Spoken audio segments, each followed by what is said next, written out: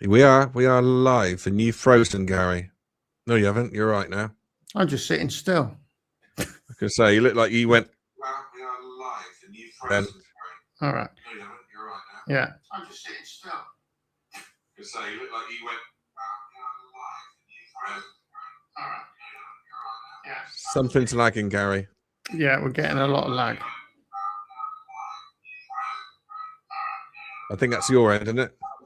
We'll be with you in a minute, folks. All right, just a few technical issues, and then we'll get on. I think that's your end, isn't it? We'll be with you in a minute, folks. All right, just a few technical issues, and we'll get on. Do you know what it is? Hang on. There you go. Sorted. Bloody YouTube was running in the background. Oh right. Oh okay. Yeah. Hello everybody. Hello Merry everybody. Christmas. Yes. Woo! Look, could I look any more Christmassy? Hang on, that way. You look like a proper little elf. Does it jingle jangle your hat or no? There's no jingle jangle on it, is there? It used to light up. It used to light up. These little stars used to light up and scroll, right. But then the battery died, so it doesn't do that anymore. Yeah. Yes. So yeah. Well, first of all, hello to those of you who are here. I've decided to bring a bit of order to our chaos this time, Steve. What I'm going to do is I'm going to wait 10 minutes because I know people tend to sort of, dribble in. So what I'll do is I'll wait 10 minutes, and then after 10 minutes, we'll do an official roll call and say hello to everybody, so nobody gets left out. Yeah.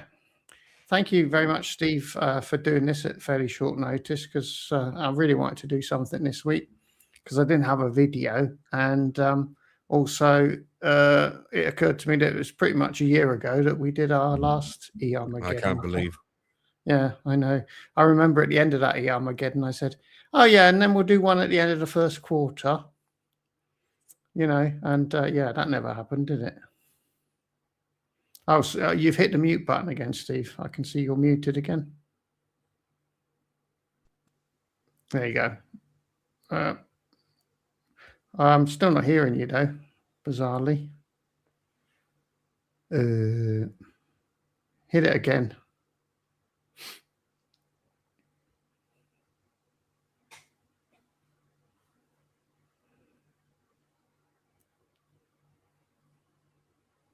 Not hearing you. No.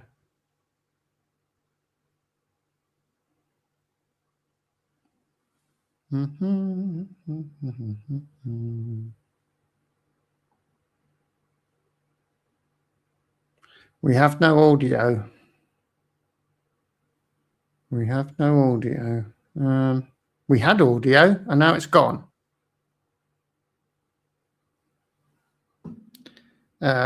Let me just have a look.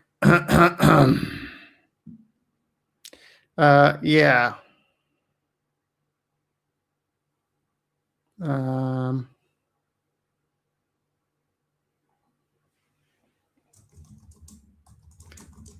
Can you in the chat still hear me? Can you just write something in the chat if you can hear me? Because we're not sure at which end we're having issues at the moment. I can't hear Steve. Oh, you can hear me. So, Steve, they can hear me, but they can't. So, obviously, we all can't hear you for whatever reason.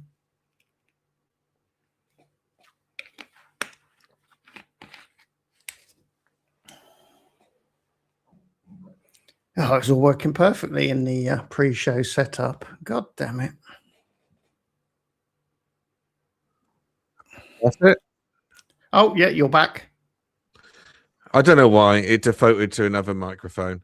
Honestly, right. So what Windows. I was just saying is this here is a Blue Yeti. It was a bee's knees at one point, but then they changed and China started making it, and then all you do have to do is knock the USB a little bit, and it just cuts off. So very annoying.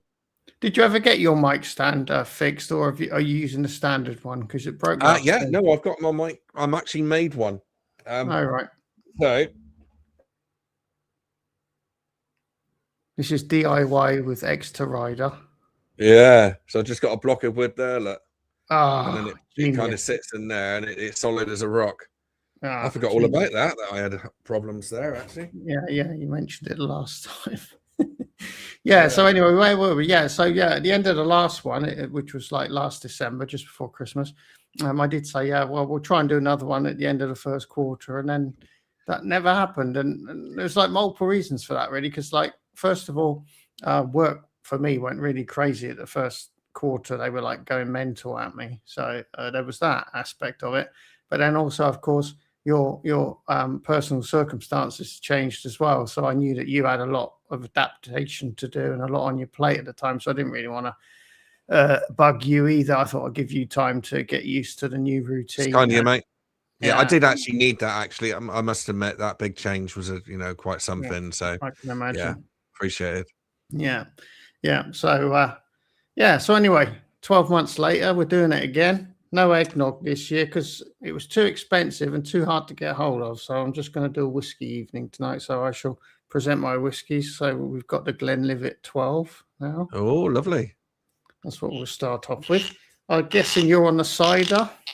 No, I'm not actually. I'm starting off with San Miguel. I'm not having a big sash, but I don't make it sound like that. But I've also got some honey whiskey as well over the other side there. So let's crack open the lager, I suppose. I got you onto the whiskey. I knew I would. That was part. Yeah, you did a little bit, and also our friend Quinn as well. Yeah. Also started me getting onto it as well. Oh, he's on in the side chat actually. Right, yeah. Stefan, hello, mate. New job is going great, mate. There's a few issues with normal job stuff, but yeah, I mean it's great. Much happier. I'm coming home now, and I'm forgetting about it. I'm not up till 11 o'clock at night doing quotes and tax returns and VAT returns and massive overheads. I mean, I look back on my last sort of year of self-employment, bearing in mind I was on my own for 28 years, and it was exhausting trying to peddle a business that was just getting hammered in every way. So although I've taken a massive pay cut in one way, in many other ways, I wouldn't be making any more money at the moment because a lot of my old customers don't even know that I've chucked in the business, and I've heard nothing from them. So nobody's spending money. And it was a good move. So yeah, thanks for asking. Yeah, that kind of made the decision for you to a degree, didn't it? Because if you'd have tried to carry on self-employed, you'd have probably just got poorer and poorer every month. Oh yeah, I would have been in trouble. I would have been going into negative, funds, which isn't good.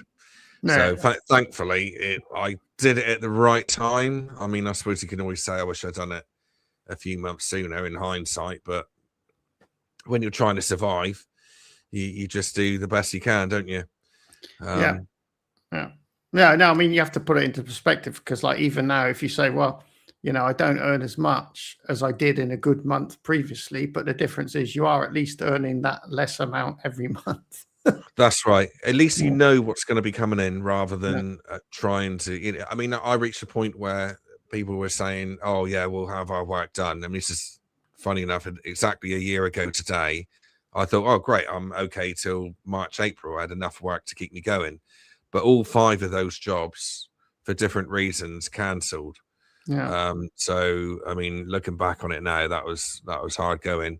And like Quinn says in the chat there, things are tough out there. I mean, in my industry, it is dead.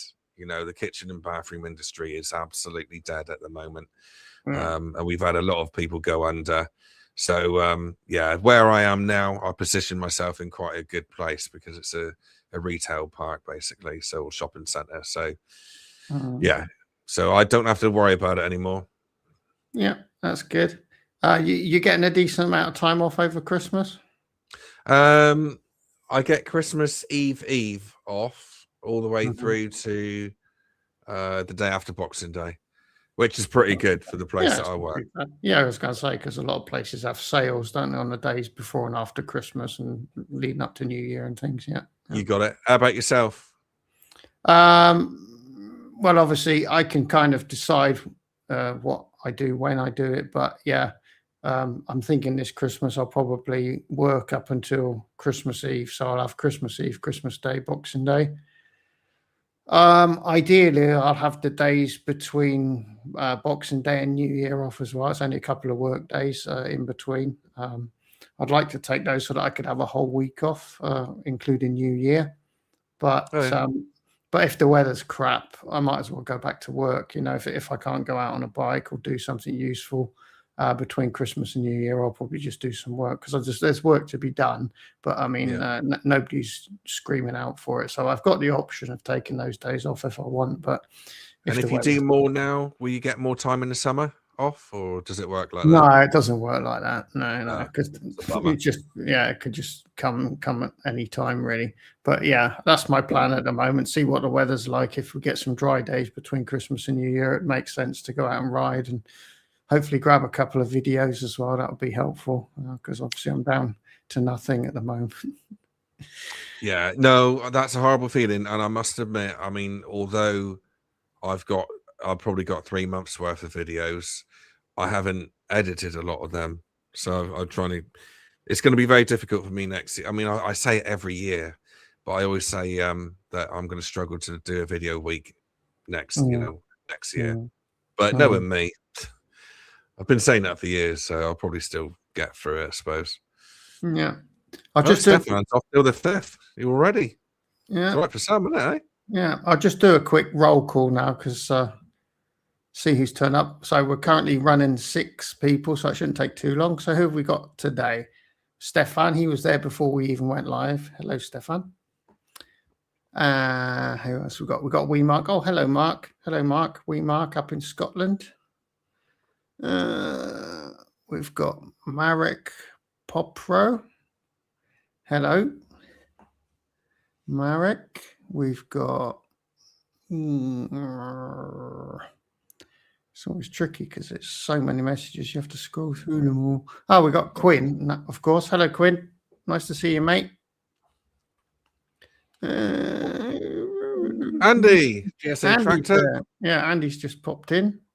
Hello, Andy. Thank you for popping in. Very kind of you. Yeah, good. Stefan's on the side. Oh, that's good to know. So what have they been telling me? Hang on, I've got to catch up with what they've been talking about. Hello, yeah, sure. Right, okay, yeah, good. So that was your sound problems, all sorted. Yep, good now. Yeah, okay, good, excellent, good. Yep, hello, everyone. If I haven't mentioned you, I'm sorry, but I think I mentioned everyone. And anyone who comes in later, we'll try and mention them as and when we see them pop in. So, yeah, right. So getting back to your new circumstances, a question that is of great interest to me and certainly to others is I can well imagine that you struggle to make content for the channel now more than you ever did. How do you see that? Is that something like, for instance, are you still actively accepting bikes to review, or are you turning people down? That's a good question. And the answer, I think, is that actually a lot of the manufacturers are actually budget cutting now, so they're not sending out the bikes. Royal Enfield are on massive budget cuts on the marketing side, so they're pretty much dead. As much as they keep saying they're going to send stuff out, I don't believe they are going to. Honda is still alive and kicking, and actually that's pretty much. I'm old Triumph as well. I haven't really had much contact with them, but I'm getting to the point now where I realize that I think going forward at the moment, I think that's just going to get more difficult to get the bikes now. So I'm kind of switching off of it. I'm not going to sort of keep bugging them, and they're not even asking me if I want any more, whereas they used to. Yeah, it's kind of tricky, isn't it? Because on the one hand, you could normally, if you weren't in the situation that you're in now, if you were in the situation you were in before, you'd be bugging them. But now you might think, oh, I'll bug them because it's important to me to test these bikes and do reviews. But at the same time, you're a bit wary of doing it because what you don't want to do is get a bike off them and then not have time to film it. And, Yeah, I would always find a way of doing it, but I just I just don't think that. I think the days of them letting out the bikes is going to be gone for next year. It's just not going to happen as much as what it used to. The glory days are gone of that, really, and I'm quite happy with that in some ways because it's less work and I can concentrate on other personal videos, really. Yeah, I mean, we like your personal videos. I mean, when you do like day trips and things and stuff like that, or like recently when you went to the BMW dealer, I was thinking that actually might be an avenue for you, is to build relationships with the dealers in your area. Yes. Because that way you're promoting the dealership, which is good for them, so they'll be up for it. And then maybe if their insurance allows it and whatever, maybe you could have a demo bike for a longer period of time, not just for an afternoon, but for a few days, which would make life easier for you because you'd have more opportunities to make a decent video with it. You would do. And it's the way where I am now, it's a bit like where I was 5-6 years ago, which is what I used to do, was get them off of the dealers for a day. It's not, obviously you can't get the nice shots and a proper review like you can with a loan of 2 months or a month or whatever. I get more subs if I don't put them. Yeah, good old Andy. But yeah, it's just going to go back to the way it was years ago. I've got good relationships anyway with all of my local dealers, and to be fair, they've been asking me for years now, you know, take a bike off of us and do what you want with it or whatever. But I've always had the long-term ones and they take priority. So yeah, I'm lucky that I've got them to fall back on. But I don't really, unless I've got a bike for a long time, I don't really enjoy doing reviews, to be honest. Because if I take a bike out for a day and it's all right in the morning but raining in the afternoon, that, I mean, my shots are gone, aren't they? Yeah. You know, so I can't do the bike credit if it, you know, or anything else. So yeah. Well, it's a lot like I can imagine it. I mean, what I would do and what I have done is if I go and ride a demo bike, I'll just take a camera along and film that, because that's, you know, it's a genuine first impression. You know, you just hopped on a bike and you're like, oh, how does this feel? You know, so that's fine. But to do like a big sort of multiple day review of one bike, that's a lot of pressure. I mean, I came to experience this pressure to do a review when I started getting offered products for review. You know, those videos are an absolute punishment, aren't they? There's no joy in those videos whatsoever. I hate making product reviews. Yeah. So I got to the point now where I just say no, because I can't. Oh God, you know, I don't mind going for a ride and talking crap, or riding a demo bike and talking about how it feels to me and what I think about it. But oh God, when you've got to make a video of a product, and of course, as soon as you accept them sending you the product, you're obliged to do a review. You know, you can't really not do one. I mean, you could. Well, I've done that. I've taken the stuff and not done a review. That's I was just about to say some charlatans probably do that, but I always feel obliged. I always feel obliged to put out a review, and not just a review, but actually quite a good one and an informative one and a useful one. And that's just so much work, you know. Yes. Oh God, it's miserable. It really is. I absolutely hate it. And more importantly, like the Chiggy, you know, those Chiggy screen things. I mean, it's been done to death, first of all, but also I don't think my subscribers want to watch that either. Yeah, I don't want to feed them stuff which is just, you know, just boring, same old Chiggy this and it does this and Spotify, and they don't want to watch that crap. You know, I don't want to feed them crap like that. No, I mean, I think for me that is certainly the first filter, is like, how many videos are there on YouTube? And I always Google it, right? So if someone wants to send me something and I just Google on YouTube, how many videos have they already got on YouTube, you know? And then if there's like 800 videos, and I think, well, surely anybody of my viewership that was interested in this product will have found it by now. So, you know, I don't, you know, but so for me, there has to be an element of, like with the C6 Pro from Iochi, the tablet thing. I'd never heard of that. I'd never seen that, and I'm on YouTube a lot, and I'd never stumbled across it. And I thought that sounds pretty good, and it was dirt cheap, and it had a lot of functionality, so I did it. The same with the waterproof bag. I mean, it's excellent. I got coming back from visiting Quinn in Mahaka. I got caught in a thunderstorm, and I was on the motorway at 70 miles an hour for 15 minutes on the Himalayan with all my stuff in that bag. And I got home and it was perfectly dry. But I did test it in the garden with a hose pipe, which you may or may not have seen. Yes. No, I remember. Yeah, you done something funny on that video as well, didn't you? A typical well, it was science. Yeah, I had my lab coat on. So that's it. Yeah. That's right. Yeah. But no, I can actually say even in practice, it is a good bag because everything stayed dry. And they're not paying for this, the sods. They're getting this for free. But I'm just saying, my honest opinion, it's a really good bag, and I use it a lot, and I'm still using it. It's awesome. Yeah. I got I got gloves, which I never, which I've used. I got a video camera thing as well for front and rear facing cameras. I got a phone holder and some other bits for the phone. And yeah, they're just sat in the drawer. I just haven't done anything with it in 3 years now. So I still get contacted a lot, but like I say, I don't really like doing it. And I'm straight up with them. I just say I don't want to do it.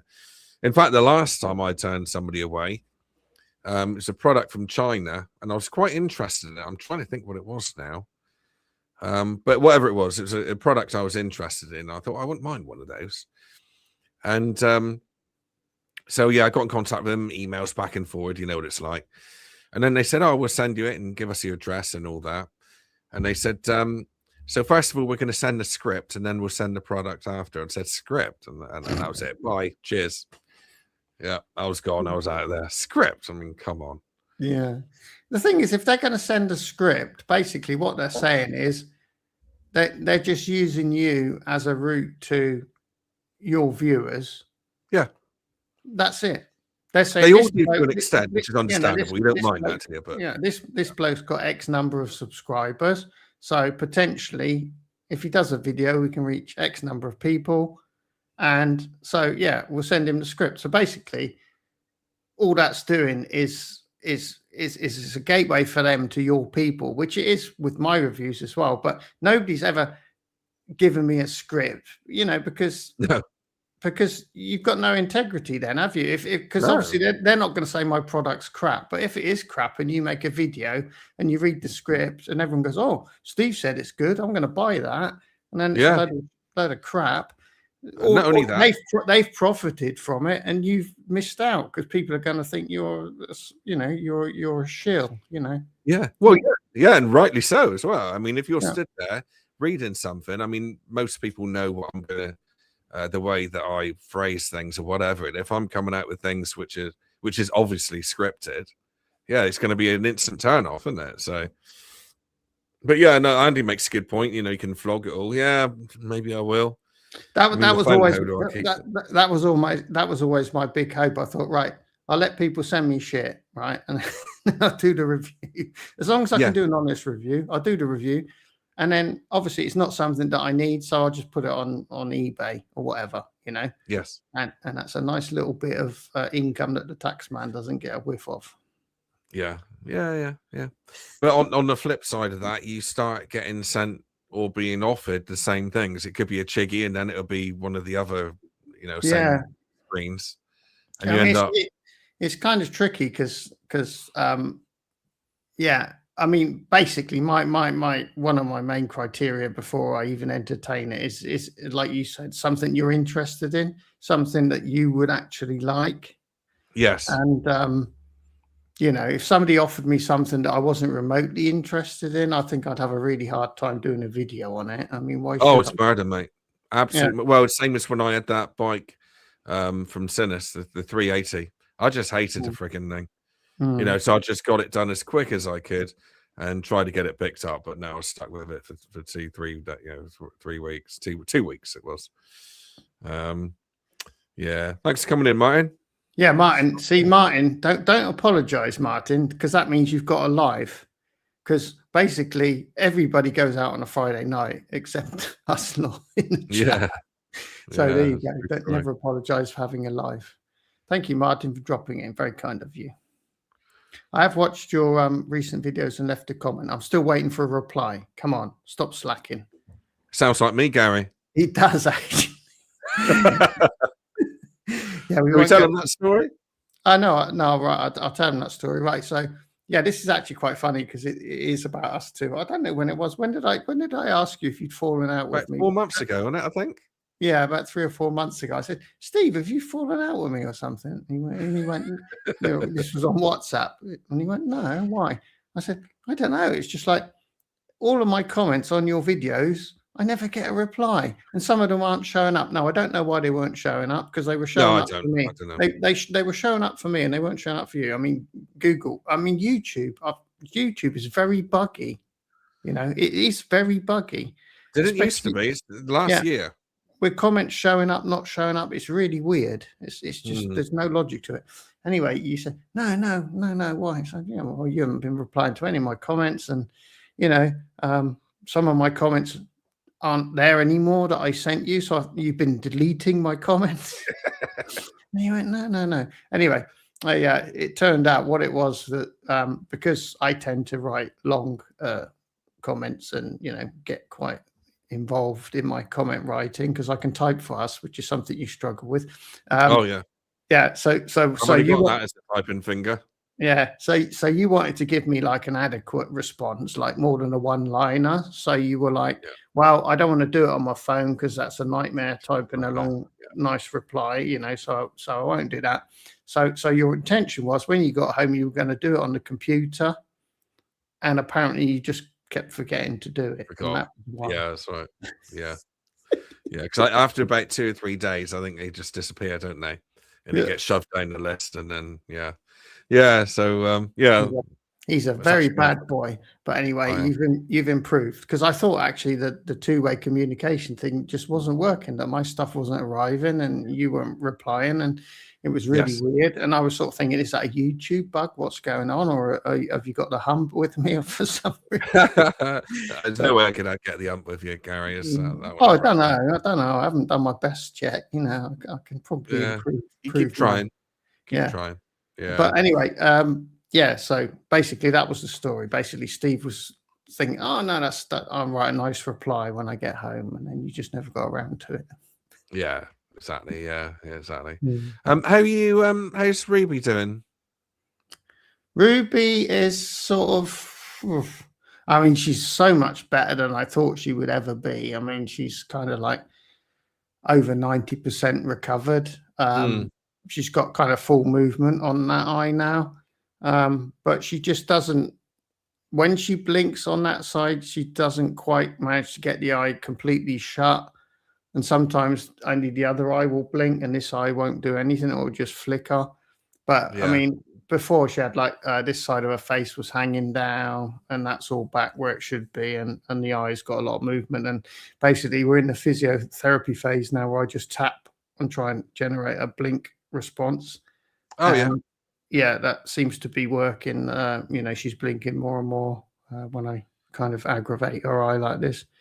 So, yeah, that's what we're doing. But she's certainly way better than I thought she was going to be. I thought she was going to be stuck like that forever. So I'm really grateful. And I'm quite happy. Well, even if she stays as she is, that's fine. We've seen it as well in the videos, the improvement, that's, I mean, like you say, I'd never thought she would be as good as, as what she is now from what I've seen in the videos anyway. Yeah. It's good news, that. Yeah, I'm happy. I mean, I'm happy, if that's as far as she recovers, and that's absolutely fine because she looks normal now. And I don't have to, most importantly, I don't have to put eye drops in that eye all the time because she's closing it, from time to time. She's doing a proper blink. So that's good news. Yeah, so it's not drying out. So that's one less job for me. And yeah, I'm quite optimistic if I keep poking her, eventually the nerve endings and the whole reflex will kind of relearn how to work. Yes.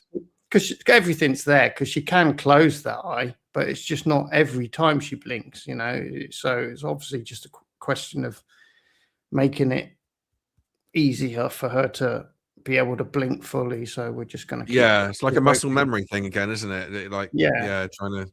Yeah, and I think the more the nerves get triggered, the more they'll recover their function. So eventually they'll be more sensitive to the impulses that she sends to blink, and they'll be more sensitive, which will result in them blinking. So, Yeah, yep, I'm very happy with it. Oh, she's mooching about behind me. Oh, that's there good you news. go.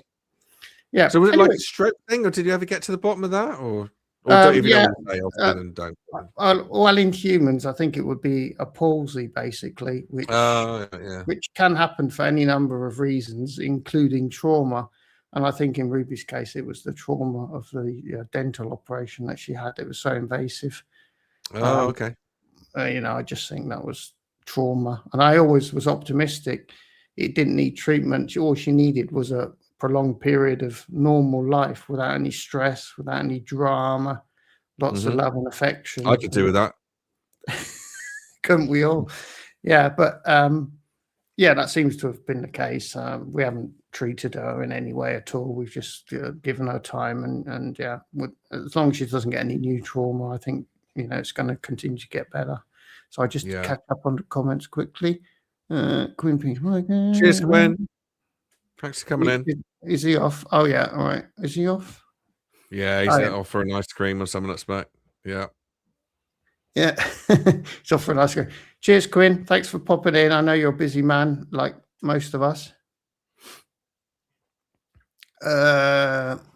Pinky Werewolf. Sorry, I'm late. No, don't apologize, mate. We're glad you made it. That's wonderful.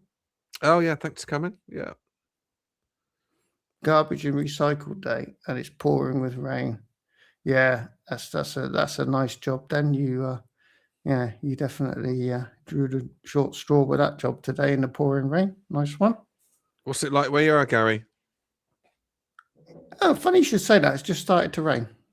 It's been very cold and very wet, and today had been dry all day, and the sun did come out briefly, but I can just hear now that it started to rain. So yeah, I got to check the weather for the weekend because I was hoping to ride on Sunday, but I don't think it's going to work.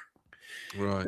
We're looking like we're in for a bit of rainy weather. Yeah, Saturday, Sunday not good. Monday dry. Yes, super. I'll be back to work on Monday, won't I? Brilliant. Have you done the one ride this year? Was it an Enfield thing, wasn't it? Did you do that? I can't remember. Was that last year or this year you've done it? I can't remember. I do it every year. Well, apart from 1 year when the dealer didn't organise one. But yeah, this year we did it. Yeah, we did it this year. Yeah, it was a nice ride. I did it on Norman this year. Yeah. He's doing all right, is he, Norman? Yeah. It was funny actually, because that was a week after Quinn was here. And then Quinn went on to sort of Ben Almadena, which is like Malaga way. And he WhatsApped me and said he'd been in conversation with my dealer because of his wheel issue. He had a wheel issue. And he said he was talking to them and he was saying that he was going to come. That was his intention. He was going to come back the following Sunday, ride back to Almeria and do the one ride with us, the Almeria dealers, one ride, and whatever. No, it's not true. Actually, that was before he had the wheel issue. Yeah, he was on his way towards Ben Almadena, and he said, I've got a surprise for you. I've been speaking to Motos Mattia, and I've arranged to come on the one ride on next Sunday." And then between that and the next Sunday, he noticed that he had all those broken spokes, and basically, obviously, he couldn't come on the one ride. But yeah, that was such a shame. Yeah, he was going to do it with. Yeah. I mean, that's a story, isn't it? That is a story, blimey.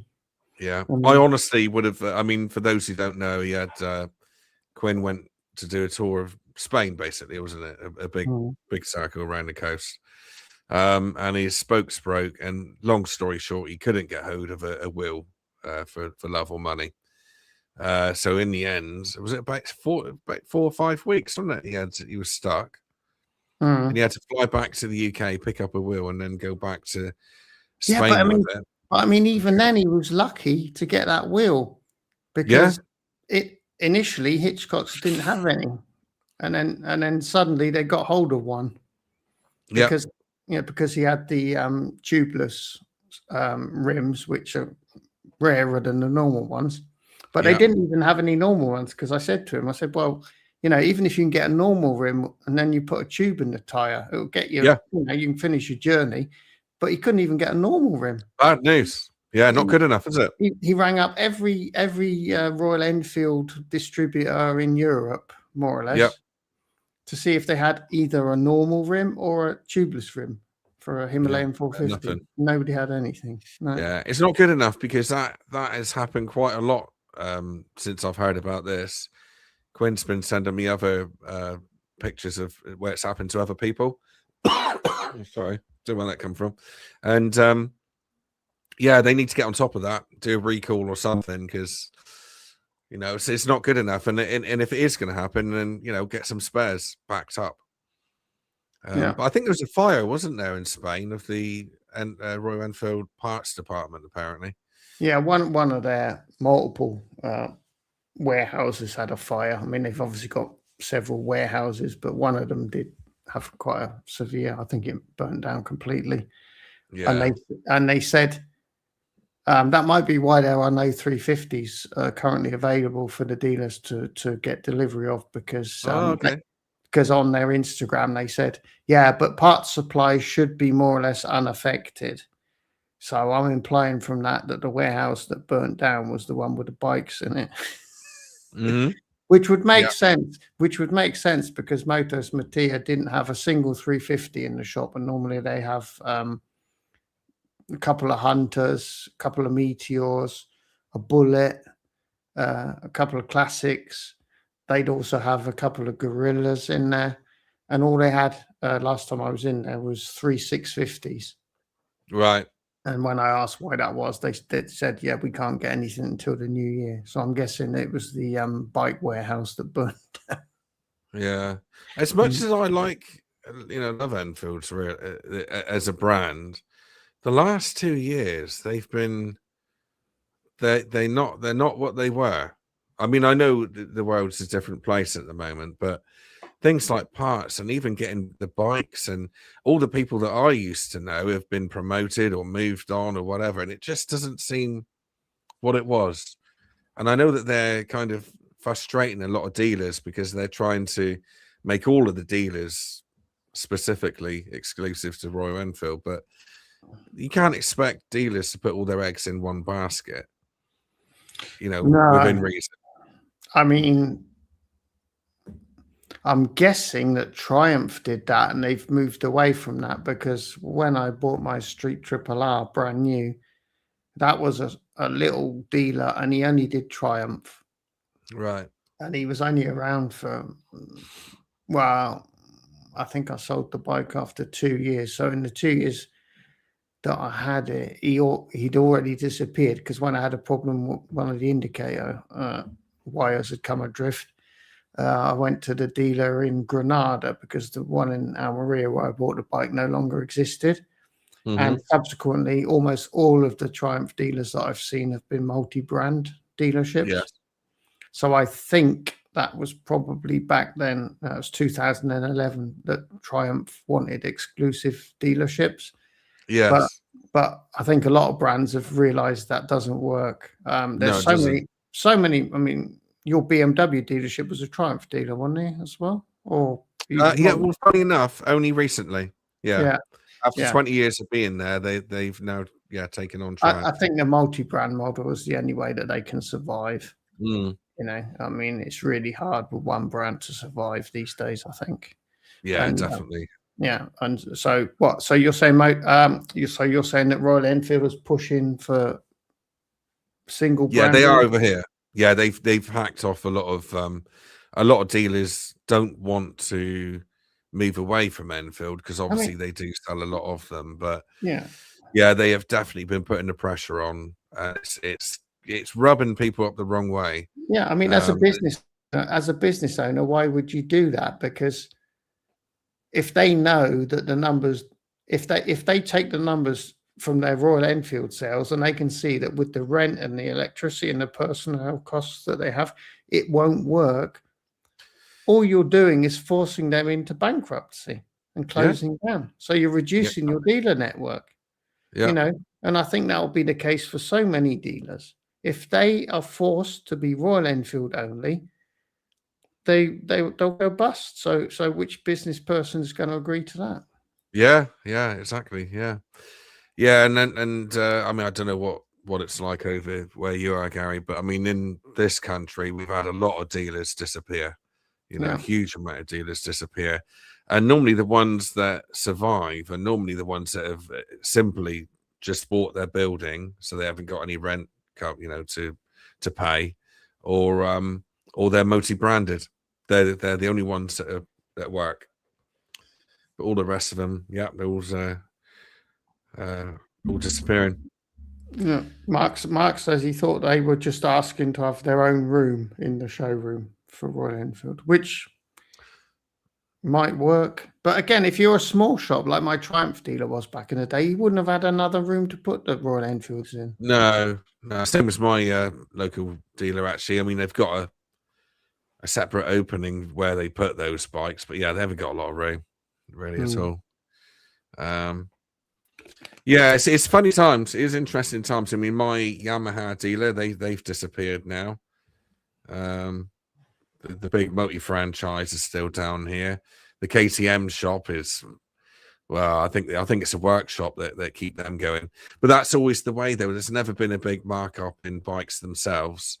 It's when they go back for servicing is where they've got the cash cow, really. Yeah. Some interesting comments here. So Stefan, his RE dealer is also a car repair shop, which is fair enough. And Mark in Scotland, they only have 2 dealers in Scotland, Dumfries and Perth. Oh, really? Oh, yeah. right. So, I mean, there's a lot of miles in Scotland to cover. Yeah. So, blimey, that's not great, is it? Did you read, not that I read MCN, but I saw a post come up that the 2035 ban on ice bikes apparently is being cancelled now. Yeah. That's what they reported. Yeah. Wow. It's quite big news. Yeah, I mean, they did it with cars as well. The European Union has lifted the ban on. Oh, they've done that as well, have they? Yeah. Because they finally realised that they won't have the infrastructure if everyone switches to electric all at once. Yeah. Which anyone with half a brain could have told you that, but now they've actually realised it. Yeah.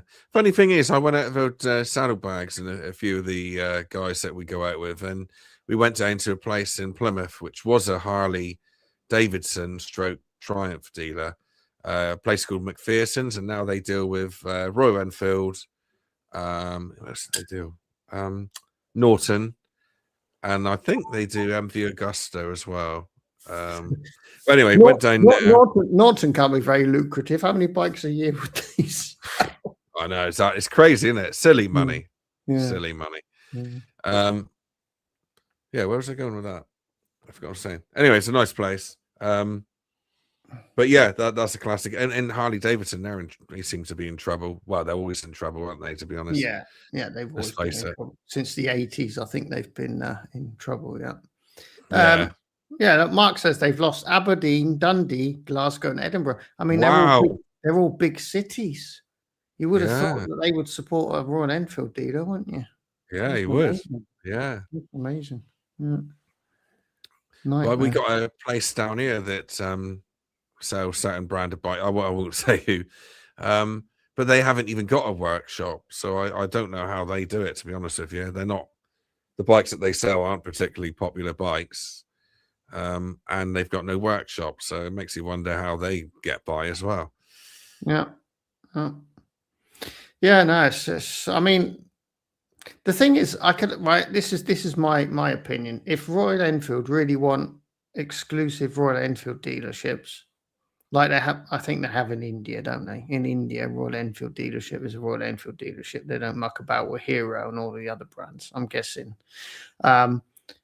If they want that, that's fine. But then as a business owner, as a dealer, I would say, all right, you need to give me more margin on the bikes. Yeah, because I've done the sums. The bikes, the Royal Enfields I sell won't keep this shop alive. The only thing that's keeping this shop alive are the Chinese bikes, the scooters, everything else that I sell. I need this much income per month, which I can generate with Royal Enfield if you up my margin Yes. from what it is now to whatever it needs to be. Then that works. That's fine, and that would be actually something to aspire to have that. But the thing is, they keep the margins tight, so basically the shop owners are forced to sell whatever they can, even if it's a lawnmower or an electric push bike. You know, Yeah. they've got to sell stuff just to pay the rent, basically. Yeah.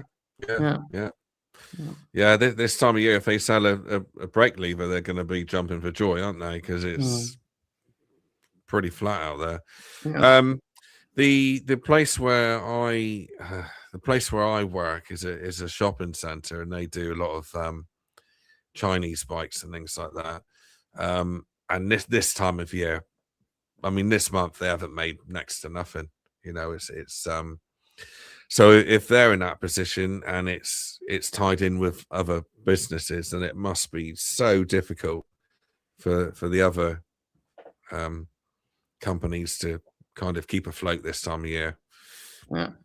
Yep. Thanks, Pinky, for dropping by. Much appreciated. Thank you, mate. He's a connoisseur of good whiskey because he liked my Singleton that I flashed up just now. So yeah, good man. Yeah. At the end of the day, it's so short-sighted, isn't it?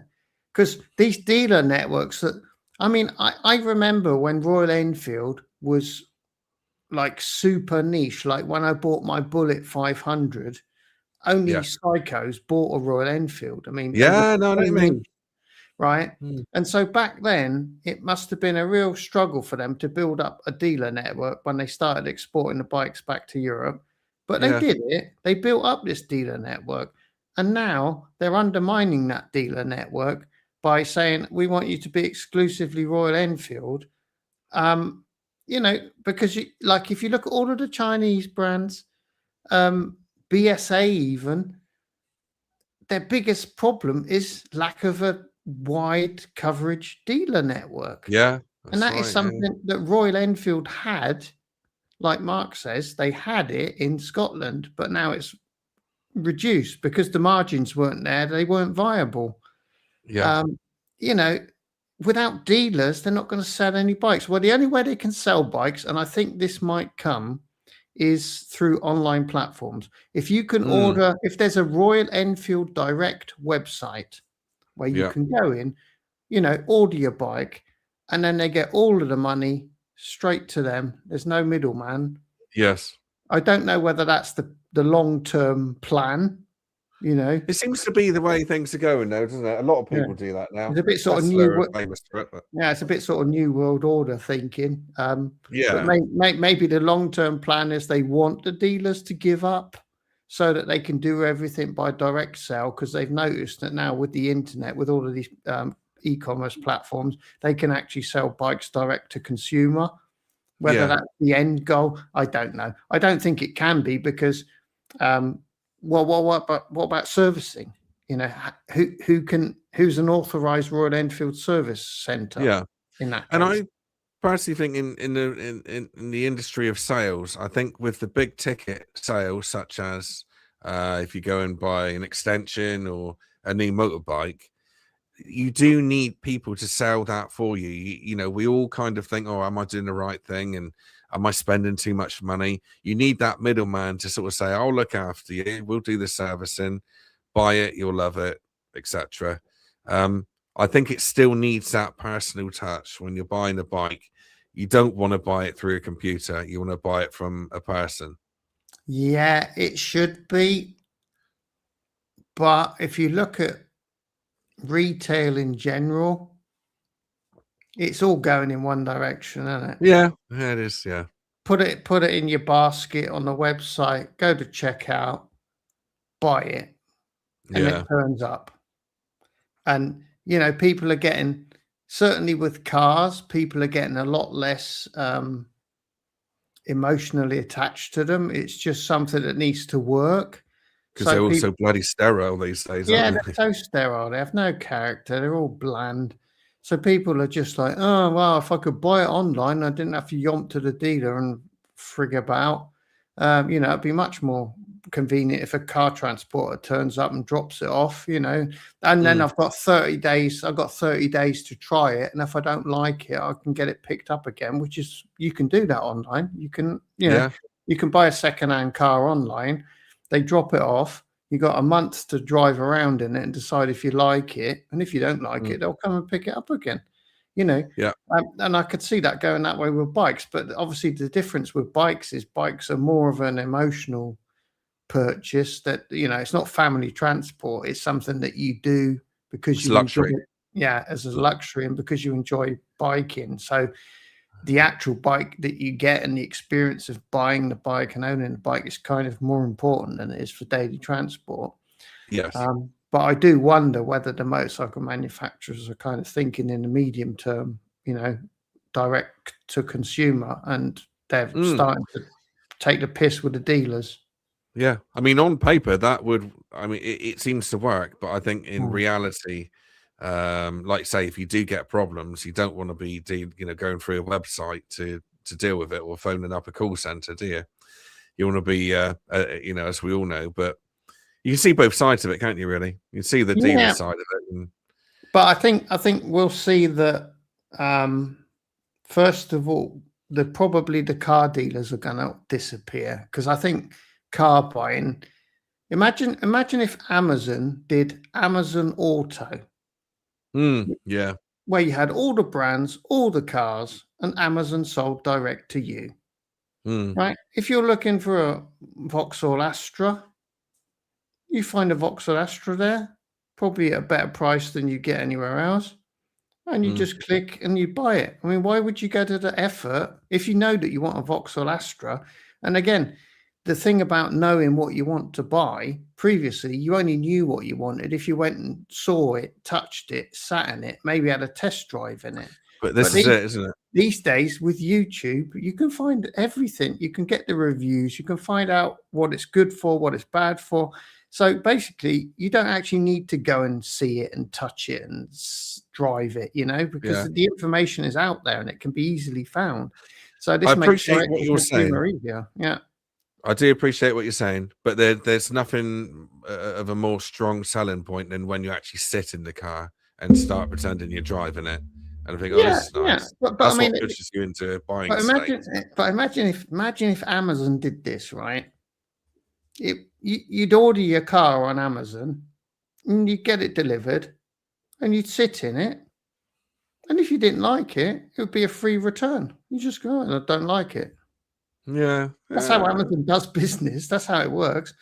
So, I know what you mean. Yeah. So I think in the car sector you'll see it first, and then I do worry that eventually that will go through to the bike sector, where all the bike dealers suddenly become irrelevant, and so, you know, they all disappear.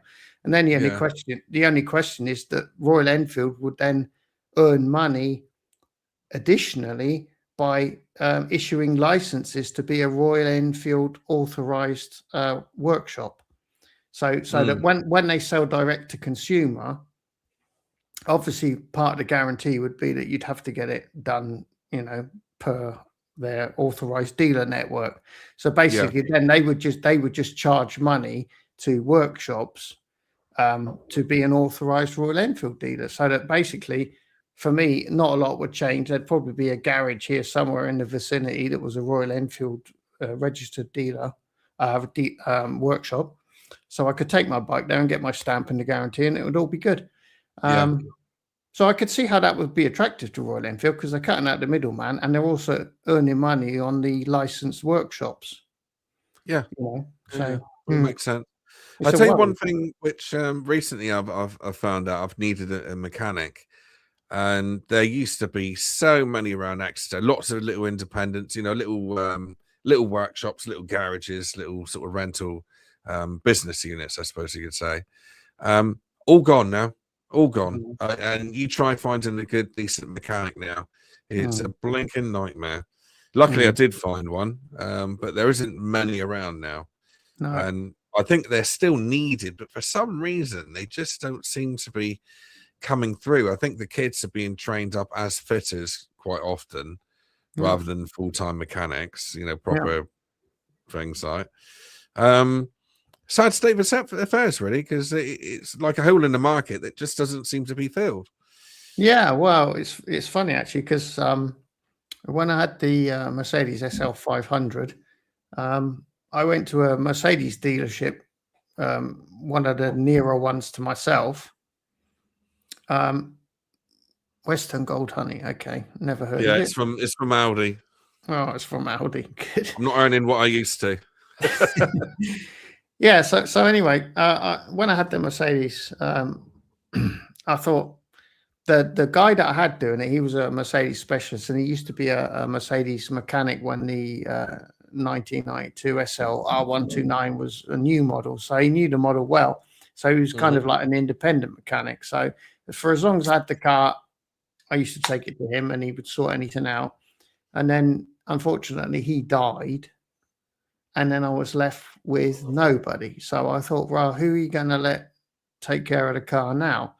And I actually went to the nearest Mercedes dealership, and I went into the workshop and I said to the bloke, the head honcho in the workshop, I said, look, I've got an R129 SL 500. Can I bring it to you guys for work? And he shrugged his shoulders and he went, yeah, you can bring it. I mean, you know, we don't actually know how it works, but yeah, Right. but yeah. And then I said, so what? Yeah, I mean, I kind of guessed that because basically all these dealer workshops do these days is they do a fault diagnosis and they start swapping parts. I mean, that's all they do. You know, they don't get their hands dirty. They just read the codes and start swapping parts until the problem gets fixed, which could be like, you know, 5,000 euros later. If it happens during warranty, you're lucky because then they'll swap all of these parts and eventually they'll find the problem and it will run and you don't have to pay for it. But if you happen to get out of warranty and the problems start occurring, then it gets expensive because they don't actually think, they don't actually, you know, really kind of have a lot of engineering knowledge. All they do is they read the error codes and then they start swapping parts. So like you say, they're fitters. They don't actually trial and error, like rather than that's the problem. Yeah. So anyway, I said to this guy, so like say I had something like more complicated, like something that you had to diagnose, like some weird electrical thing or something. What happens then? He goes, well, I know a bloke, Mercedes Granada. He's just about to go into retirement, but I could ring him. That's it. You know. That's useless, isn't it?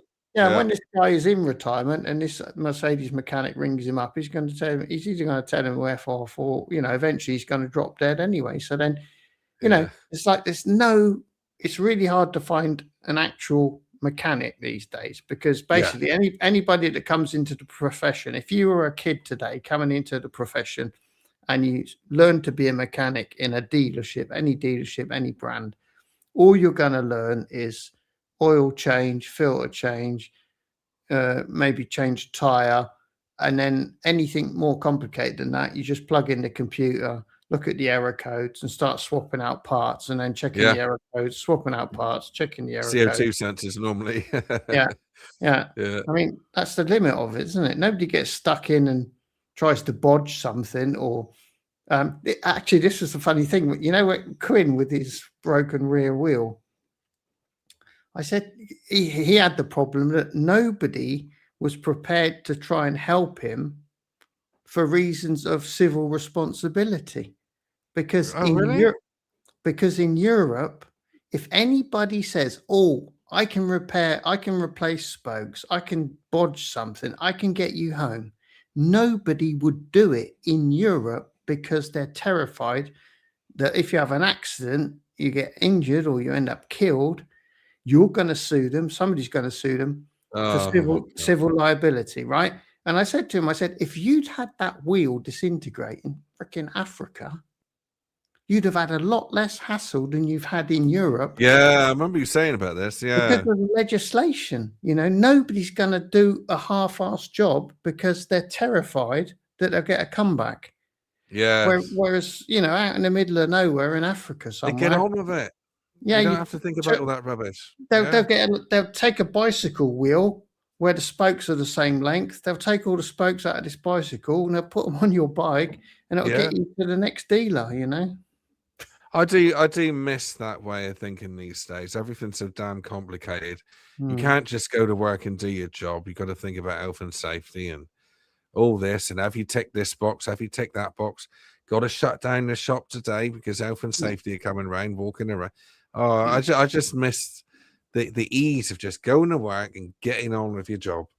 Yeah, honestly, you really notice it. I mean, when you watch a lot of channels of these people that go on big adventures, you know, if they ever have a problem anywhere in the world outside of this little clump of Europe, if you have a problem anywhere else, somebody will bodge something, somebody will sort it out so you can carry on riding. But if you turn up, you know, at a Royal Enfield dealership in Europe and you say, look, this has happened and I need to carry on riding because I've got a ferry to catch or whatever, they go, oh, but we haven't got this part. And you go, well, can't you, you know, make something so that at least I can get to the ferry? And they go, no, we can't do that. It has to be an original part, and the original part is going to be here in 6 weeks. An original Royal Enfield M12 nut. And not a normal M12 nut. And unfortunately, we don't have any, and we won't be getting any for 6 weeks. Yeah. You know, if you're on a journey, what are you going to do? Yeah. I mean, that happens, doesn't it, all the time? If you're on an adventure, you're going to have to watch your bike, whether it's zip ties or the panels on or whatever. Something's going to happen. You just got to find a way, you know. But no. The thing is that we're going to lose that out the box thinking. You know, if the kids are walking into it now saying, "Oh no, I can't do that," that's dodgy, isn't it? Putting a zip tie around the thing, you're going to lose that. We've all been there where you think, "How am I going to get over this?" And then you drive yourself nuts with it. You wake up the next day and just think, "Ah, yes, I've got it now." And if you lose that, we're doomed, aren't we?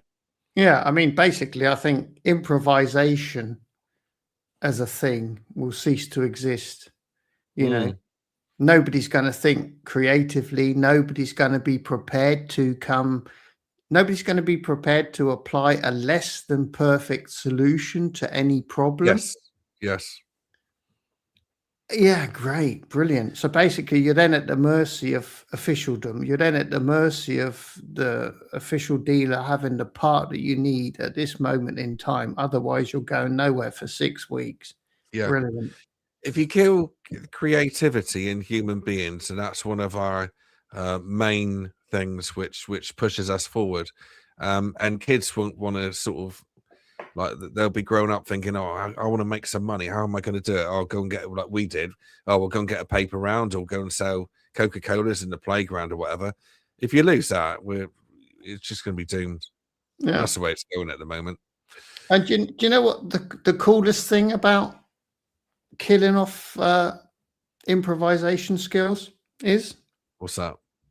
It kicks the door wide open to do everything by freaking AI, doesn't it? Oh yeah, true. Good point. Because AI only knows what AI knows, right? And really creative, different thinking solutions is kind of one of the few things that we have in our toolbox to make us superior. Yeah. But once that becomes deleted and no longer relevant, it makes no difference whether a human decided it or the AI decided it. Basically, the AI will insist on doing everything by the book because of a litany of legislative reasons. That is the only viable solution. Whereas you and I would say, "Oh, sod it, I'm just going to do this and it'll get me home." And yeah. I tell you what, though, it is mind-blowing how you can use AI in your toolbox, and whether it's Chat GPT or whatever, it's mind-blowing. I mean, for somebody who couldn't write a letter, I'm going to court at the moment for what do you call it? But my van broke down. My family vehicle broke down in the local services. They got me being on the camera being towed out by the RAC. I was 10 minutes over my thing, my stay. I tried to phone the emergency line that they give you, and no one was picking up. Blah blah blah. So I've got quite a lot to go on. They've tried to take me to court. Then they tried to take me to small claims, and now they're doing mediation. I've got to go on a phone call with them at some point. I'm still not paying nothing. But yeah, again, with the AI, I was able to write up a proper letter, a proper, within seconds, isn't it? 5 to 10 seconds, it's done. Which is worked really well. I'd no way I could normally do that because I'm just not, good with letters and things or speaking or anything really. But but yeah, it's amazing that it can be used as a tool. But on the flip side of that, for example, we've all seen these new videos that are coming out on YouTube where it's obvious that it's AI. Yeah. It loses that human touch, doesn't it? Even if it is a good video, or it's just not the same, is it? No, I mean, I never use AI to write because I enjoy writing. So, yeah, but obviously you don't. But you're a brainy bugger, there, aren't you? No, I don't know. I find that I can usually express myself in written form better than vocally. So right, okay. I enjoy writing. But yeah, I don't use it. The couple of times I've tried to use it for work, it's come up with a total BS. It was totally wrong. Yeah. So for me, it's just been a waste of time. I haven't really benefited from it. But I mean, what I like about it is the AI image generation and possibly video generation, but they still can't draw hands properly. The 5 fingers, the articulated 5 fingers they struggle with. So yeah, but that's when you was asking to draw a hand like Jeremy Beadle's, wasn't it? So it wasn't going to be right anyway. So no, I've seen some. There's loads of really good AI videos on, like fictional film type things done with AI, and they look really good. But then there's a few little things that you can look out for, and if you look at the hands and such, then you quite often see that they've only got 4 fingers, or something's wonky with the hands, or might be from Cornwall, mind. Or they'd have a finger like that, yeah.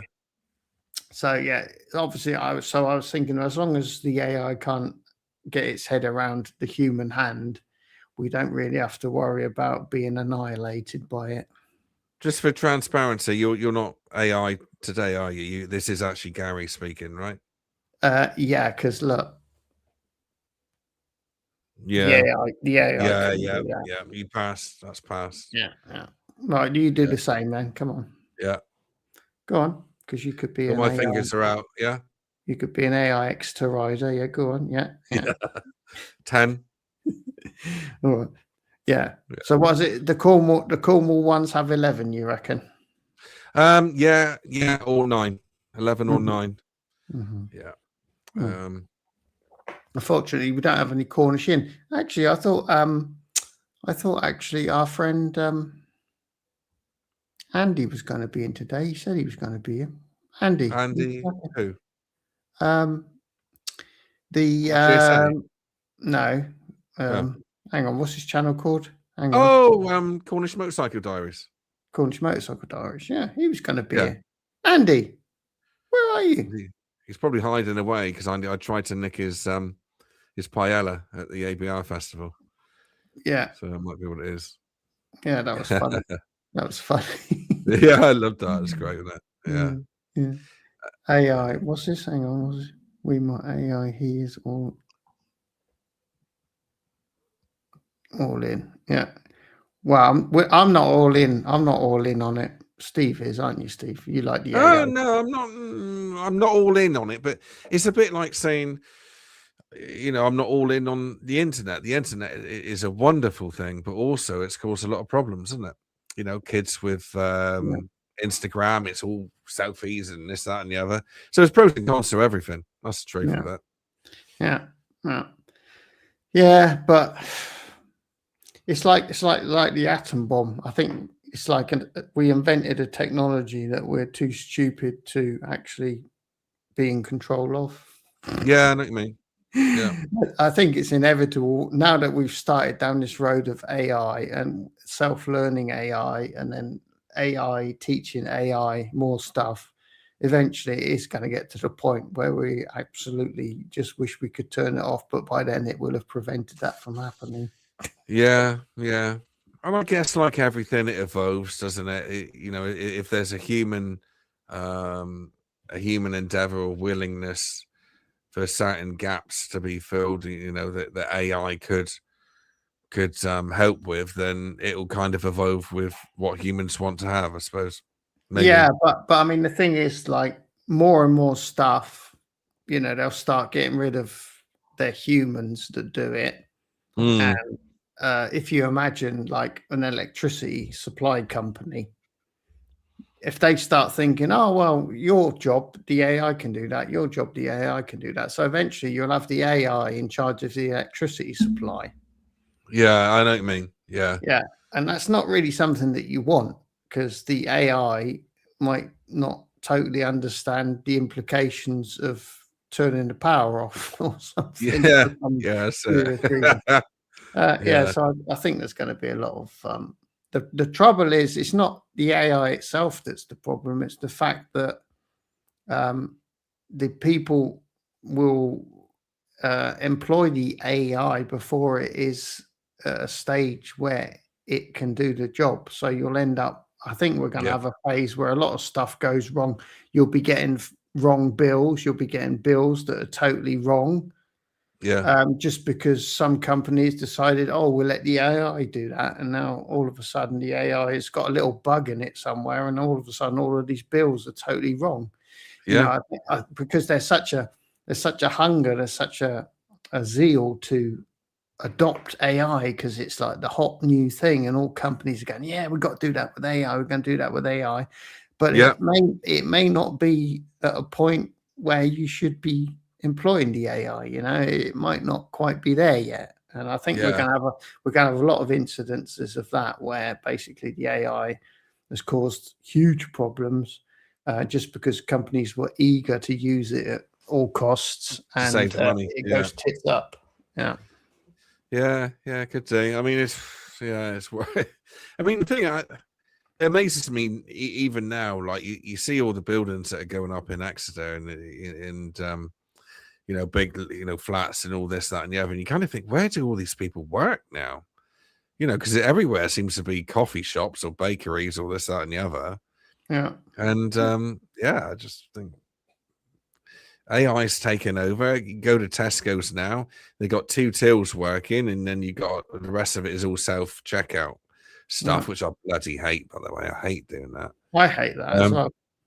I'd rather queue up behind 10 people than go to one of those things where there's nobody good. Just because I would like a human to do it, so I can keep an eye on them and also possibly interact with them, you know? Yeah, I know what you mean. Yeah. It's not a lot to ask, is it? No. Yeah. But I like it. Like, it winds me up, because as soon as every time I go free, I'm always moaning at the missus. I'll say, oh God, we're not doing this again, are we? And then you put through the first thing, and it's like an energy drink for one of my kids, and off goes the little light. You can't chuck nothing else through, can you? So you got to wait for matey 10 things down the line to come round and sort it out, and then there's something else. You know, I was like, oh. What's that? Because it didn't scan properly. Well, that as well. Yeah, but sometimes with energy drinks, or if you put a bottle of whiskey through, you got to wait for them, and to come round, and then it doesn't know whether if you buy. Yeah. So what happens if you try and buy alcohol? Does some bloke have to come and press a button? Yeah. He comes around and says if you're over 18 or not. Can't they just have like a facial recognition system that would solve it for us straight away? They could see, but I'm not famous enough yet. No, what I mean is they could tell that we were over 18 just by looking at us. They don't need to I send know what you mean. over. Yeah. Grey hair, bold. Yeah. That's a giveaway. This is where the AI has got a use. in all of these self scan terminals, they could put a little camera and they could have an AI there. And when it comes to the scan of alcohol, they could do an age verification check and they can look at your face and go, "Oh no, that fucker's like well old, no problem." Yeah, but then all the school kids would be going around in beards, wouldn't they? And white hairs and white wigs and stuff. Ah, well, yeah, that's true. Until the AI got That's what I would have done when I was a kid. Yeah, until the AI got good enough to spot a scam. Yeah. Oh, Mark's hanging on in there. Well done, Mark. Good man, Mark. How many have we got on, Gary? Not many. We're down to 5. Yeah. But that's all right, because it's a Friday night. I thought actually Friday's not great because like most people have a life. And if you're going to go out, you go out Friday night, don't you? Yeah, true. You all right if I put this on the podcast again? Of course, always. Thank you. It's Hello, podcast. It's a people. collaboration, and try saying that after 3 whiskeys. Hang on. Right, so here we go. Whiskey number 3. Because I did have one before the show, but that was a supermarket whiskey, so that doesn't count. So this is whiskey number 4 for me. But number 3 for you lot, the Talisker, the smoky Talisker. I love the Talisker. Oh, lovely. Great stuff.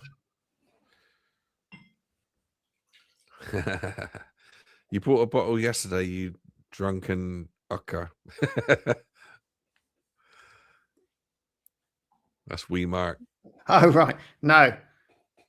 I did buy a bottle yesterday and it arrived yesterday, but that's my Christmas supply. So I've got a full bottle, but this is a little bit older. I did an Amazon order for Christmas. So I've got 3 new whiskies in for Christmas. Oh, lovely. That's all right, isn't it? Yeah. You up to much, Gary, or getting too personal about it? Are you staying at home with you or just chilling? Yeah. So basically, I got the whiskies in because I thought, well, if I achieve my objective of having the week off from Christmas to New Year, if the weather's crap, I won't be driving, I won't be riding, I won't be doing anything. So I might as well have some nice whiskey in and watch a few movies or whatever, you know? Yeah. So I got the whiskies in just in case. If we have decent weather, I shall be riding, so I won't need them. But yeah, my Christmas is pretty much now. I don't. Well, if it wasn't for my mum, I wouldn't do Christmas at all because I'm on my own. And I don't see the point of it really. But yeah, I'm invited to my mum's because she does Christmas dinner every year. Oh, nice. See, so I'm going to my mum's on Christmas Day for a nice Christmas lunch and probably stay till the evening, have something in the evening. Yeah. Yeah, but so basically the 25th. Other than that, I have no plans. I shall be on my own and with Ruby, just chilling. And obviously, if we get some dry weather, I'll use it to. I got 2 jobs actually. If we get some dry weather, I got bikes to clean up. All 3 bikes are a bit manky. They're not terrible, but they're dusty. They're a bit manky. So I've got 3 bikes to wash. And yeah, obviously, if the weather's pleasant, I'd like to go for a ride or 2 between Christmas and New Year. So when you go out into your garage now, what do you prefer, Buddy or Attila? Buddy. Buddy, is it? Yeah.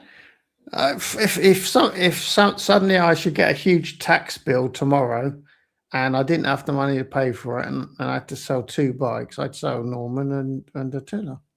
Yeah. See, my BMW and my Meteor is actually off the road at the moment. It's just due to finances. So I've only got the NC at the moment on the road. So maybe early next year I'll get the Meteor on the road. Will I bother with the BMW? Don't know. Might do. Mark's just saying I don't do Christmas. It's shit. To be honest, mate, I'm kind of with you on that. Actually, I struggle with it. You know, it's just all the I don't know. No, I don't just enjoy it that much, but I don't know what it is. I can't put my finger on it. I just don't. Yeah, when it gets to Boxing Day, I think that's better. You know, all that's out the way, and all I want to do actually, I just want to sit down and this year. I don't know what it is about Harry Potter, but I just want to watch Harry Potter because I've never watched it before. Really? So I'm hoping that it's going to be on. So are you not yet into it? You just want to watch it? Yeah, just Yeah, I don't know why I want to watch it. I just do. I just seen bits of it, and I think, wow, that's really good how they put that together. But I know what I'm like. I'll probably watch it for 10 minutes, and I think, Yeah, I should be doing something. yeah, that's sweet because I don't think I could watch all of the films. I think I could watch a bit of the first one, but I don't know. It just feels to me like it's made for kids. I don't know. It is. I know exactly. It is made for kids, and for some Yeah. reason, I got this thing. I just want to watch it. So Yeah, yeah, I don't know why. Well, Yeah. let me know how you get on with that. Yeah, I probably only watched 5 minutes, and I think I better do something, or I might as well go and do some editing or something. That's what normally happens.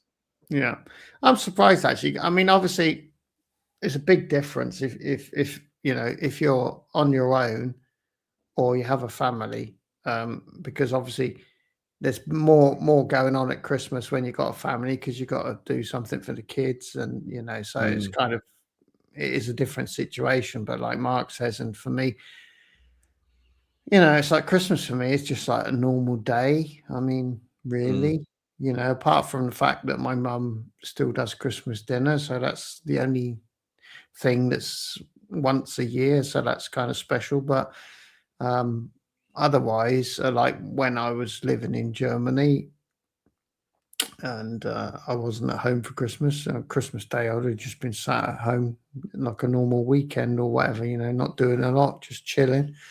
But yeah, it's obviously a lot different. If you either you've got a partner that's enthusiastic about Christmas, which there are a lot of, or you've got kids, and in which case, when you've got kids, you're kind of obliged to make a bit of an effort because It's nice when they're little. Yeah. But yeah, I remember actually, even when I was a kid, I didn't like Christmas. Oh, I loved it when I was a kid. I was so lucky when I was a kid because the presents that I had, I always had stuff like, little steam engines. I had a 150cc go-kart when I was about 13, 14. I loved it. Absolutely loved it. But it's when you were a spoiled little son. Yeah, I was. Yeah, still am. Happily, your mum and dad's eye. Yeah. Yeah, that's why I'm such a snooty twat. No, I can vividly recall Christmas Day one year. I was probably about 11, 12 years old. Christmas Day, I was having a nice lie-in, right? I was like, oh yeah, Christmas Day, no school, just gonna have a nice kip. And I was in bed until about 11 in the morning. I just kept turning over and going back to sleep, having a lovely time. And then my mum and dad, I think my mum came in and said, could you come downstairs? Your brother wants to open his presents. Oh, really? Yeah. So that sums up my attitude to Christmas. I've never been interested in Christmas. Yeah, I'm not really anymore. Well, no, I'm not really. It's always, it's always me that's driving as well, so it's gets on my tits. But anyway, yeah, there you go. Hasn't Mrs. Exeter got a driving license? Yeah, well, yeah, trying, but not interested.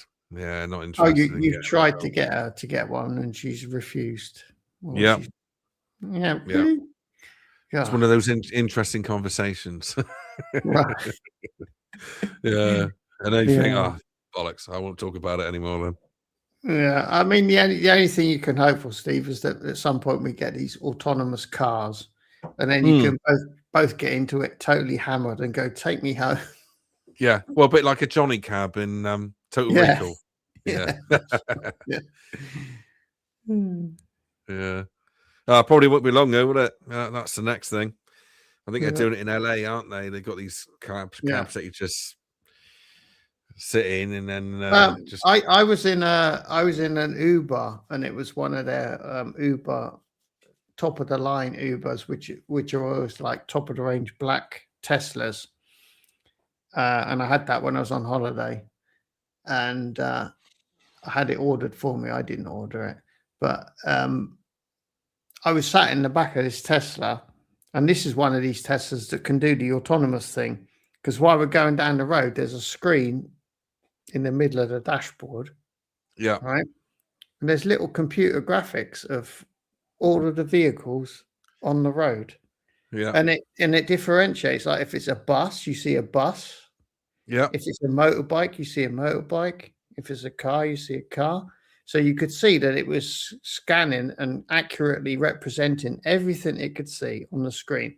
And all that was missing was that the driver, put it into autonomous mode, and that car would have seen everything correctly Yes. on the road, and it would have done its thing. And I said to her, "Have you ever tried the autonomous mode?" And she said, "No, I haven't, and I don't know how it would work." And I said, because she was a taxi driver, she was hired. So I thought, if you put it in autonomous mode, it's like you could read a book and earn Yeah. money. Yeah. She says, "No, I haven't. And I don't know how it works." And I said, "Yeah, I'm not sure it's actually allowed in Europe yet. I mean, they would need a certification for it in Europe. And I don't know. I know that there are certain stretches of road in the States where they're allowed to use it, but I don't know if you can use it in Europe yet. I've not heard of anybody using it in Europe." Mm-hmm. So, obviously it's the EU, isn't it? So there's going to be a huge certification nonsense that they have to jump through before they, Yeah. and I think even in the States, it's only allowed on certain roads. I'm not sure about Yeah. that, but It's yeah. still very much in trial period, isn't it? But I was totally impressed. Like, I was just fixated on the screen all the way back to the hotel. I was fixated on the screen, and every differentiation, a big car, a small car, a motorbike, a truck, or a bus, it all represented everything Yeah, correctly. bloody clever. Yeah, it was impressive. Yeah. It's mind blown, really. Yeah. It's It's the all same good. as when you think, like, I mean, I was talking to somebody last night about drones, and even 15 years ago, it would have been a helicopter that would taken the shots, in a film or whatever. And now, just send up a drone, off you go. And we're filming in 4K with a drone that can fly a mile down the road, and with if it's going to run out of batteries, it returns to you. I mean, it's bloody amazing, isn't it? It is amazing, apart from the fact that soon we won't be allowed to use them anymore. But yeah. Well, I mean, I think we're pretty safe at the moment, aren't we? But yeah, who knows? Yeah, but It'll be a sad day, that. Yeah. In answer to Mark, I haven't seen it, but I knew that he was having issues, and I think it was the throttle body with him. Obviously, they've replaced the ECU throttle body in TFT. I don't think that the ECU or the TFT was the problem, because an ECU it's like an Android device. They're all going to work the same. I don't think that's an issue. The throttle body might be an issue, because you have to bear in mind that the Gorilla is a ride-by-wire system. So if the ride-by-wire system is sending a certain signal and the throttle body isn't reacting in a totally 100% one-to-one way, then that can result in weird behavior. So I would suspect that the problem was that he had a throttle body that wasn't as it should have been, because ride-by-wire relies on the potentiometer and the throttle working correctly and the throttle body reacting correctly to the signal that it receives. So I imagine that he had a dodgy throttle body that wasn't reacting to the signal in the right way. That's my guess. So, TFT broke as well. Mark's saying that his TFT broke. Oh, a lot of people have had problems with the TFT dash. That's been a fairly common fault as well. I didn't know that. But yeah, I think his rough running lumpiness thing was the throttle body. If it's not, I mean, basically, all you need to do is measure at the throttle end where the potentiometer is, and then measure what the reaction on the throttle body is. And if that's out of spec, then obviously you're going to get weird stuff going on. So yeah, I think the throttle body was probably the issue there. Yeah. But it's good he's got it sorted, because I know he was thinking about giving up on it. Yeah, again, with this whole TFT thing, it's like the BMW one. People were saying that if it does break and you're out of warranty, then it's £3,000 for a new screen. Silly money. Oh, Pete's there. Hello, Pete. Yeah, well, Pete. Yeah, Pete's there. You see, this is what I'm saying. But Cornish Motorcycle Diaries is slacking badly. You know what? I'm going to send him Shall we send him a what's we call it? Yeah, send him a WhatsApp or whatever and say, you slacker, because he said he was going to be here. Mm-hmm. Hi, Pete. Hi, chillers. Ruby's down here in her basket, snoring her head off. She's going to come out and eat a sausage at the end of this stream. Remind me to do that because, yeah, the last few streams we haven't done that.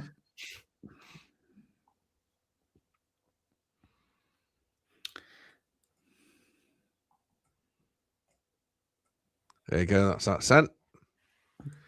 Thanks. Yeah, Mark. Yeah, I've heard about these displays dying on these. See, get a gorilla analog. I told you. It was the way to go. I told you it was the way to go. All of this bloody fancy schmancy digital screen nonsense. It's just more stuff to go wrong. Yeah, it is, isn't it? And also, like you said, and that was my experience when I did the test ride on the Himalayan 450. The guy from the dealership showed me the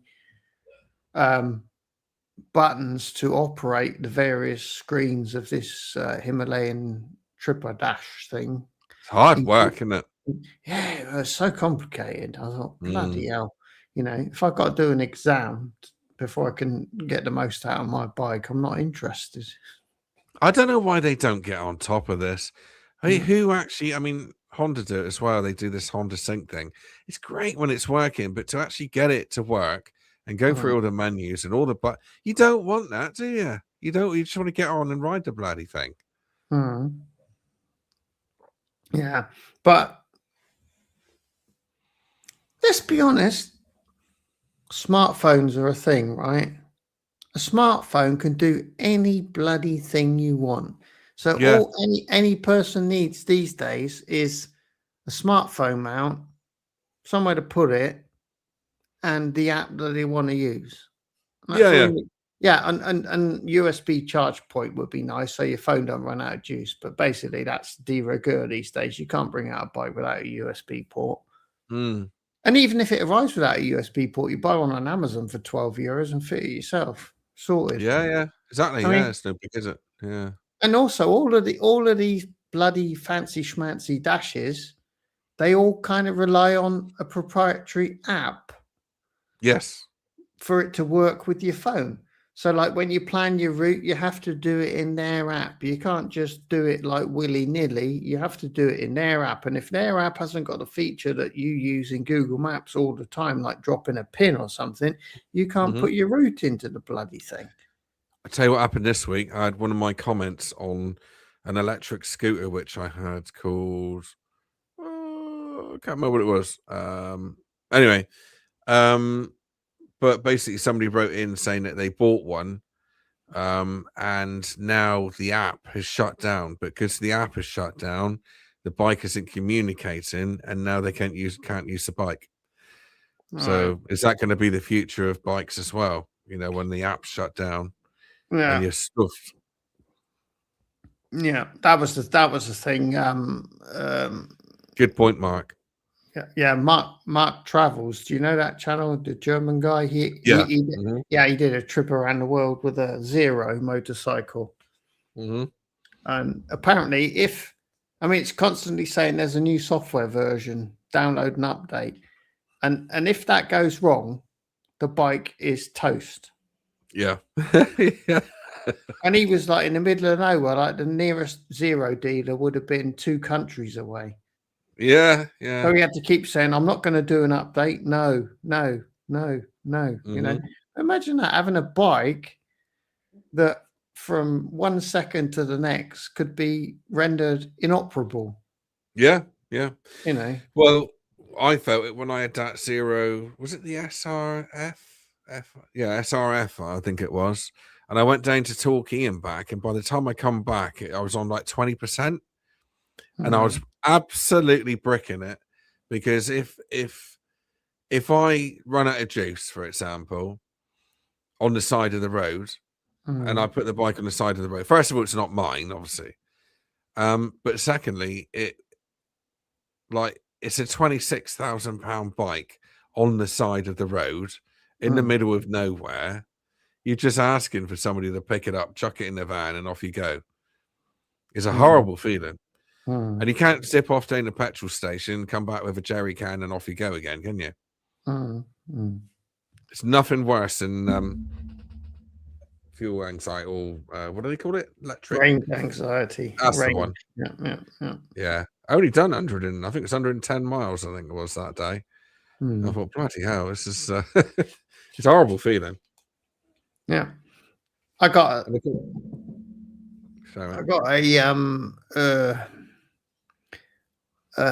yeah, I know what I was going to ask you. No, I ain't got any money.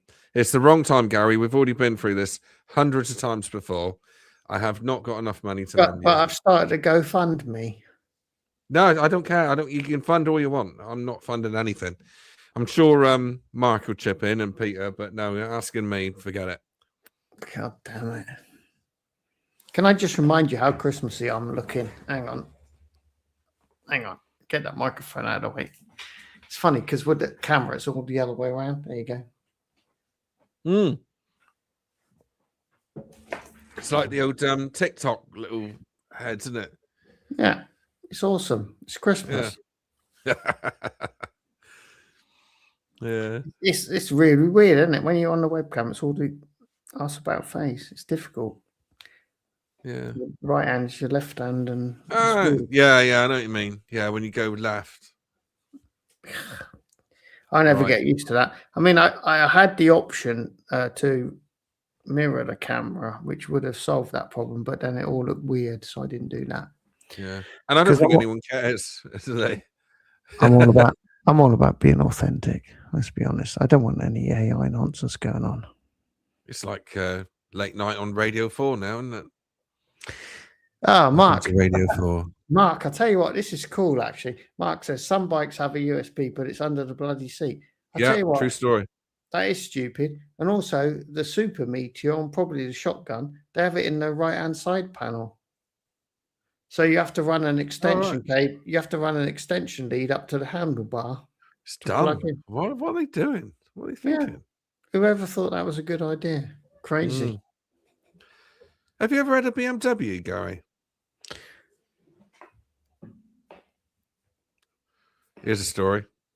It's not like the Royal Enfield one, is it? The Bullet one? No. Before I bought the Gorilla, I was quite determined. If you recall, I mean, regular viewers will recall that I said last year, I said, instead of getting a new bike, I quite like to get a series of second-hand bikes, because there's a lot of bikes that or particularly a lot of brands that I've never owned and I'd like to try at least once. And the cheap way to do that would be to buy second-hand. They've lost most of their value. I could run them for 6 months or a year and then swap them for another bike and another brand. Was it the 850, wasn't it? I think you wanted. No. Was it 310? No, I wasn't specific. It was just in general. I was thinking like Guzzi's, Ducatis, BMWs, Kawasaki's, Yamaha. No, Yamahas I've owned. Hang on, Hondas I've owned. Yeah, so sort of these sort of there were a handful of brands that I've never had, and also a lot of bikes that back in the day I lusted after, but were obviously far too expensive. Whereas now you could get them for like $3,000, $4,000, whatever, you know. Yeah. So that was the original plan. Actually, last year I did do a video saying that you know, I'm thinking about my third bike. Sorry,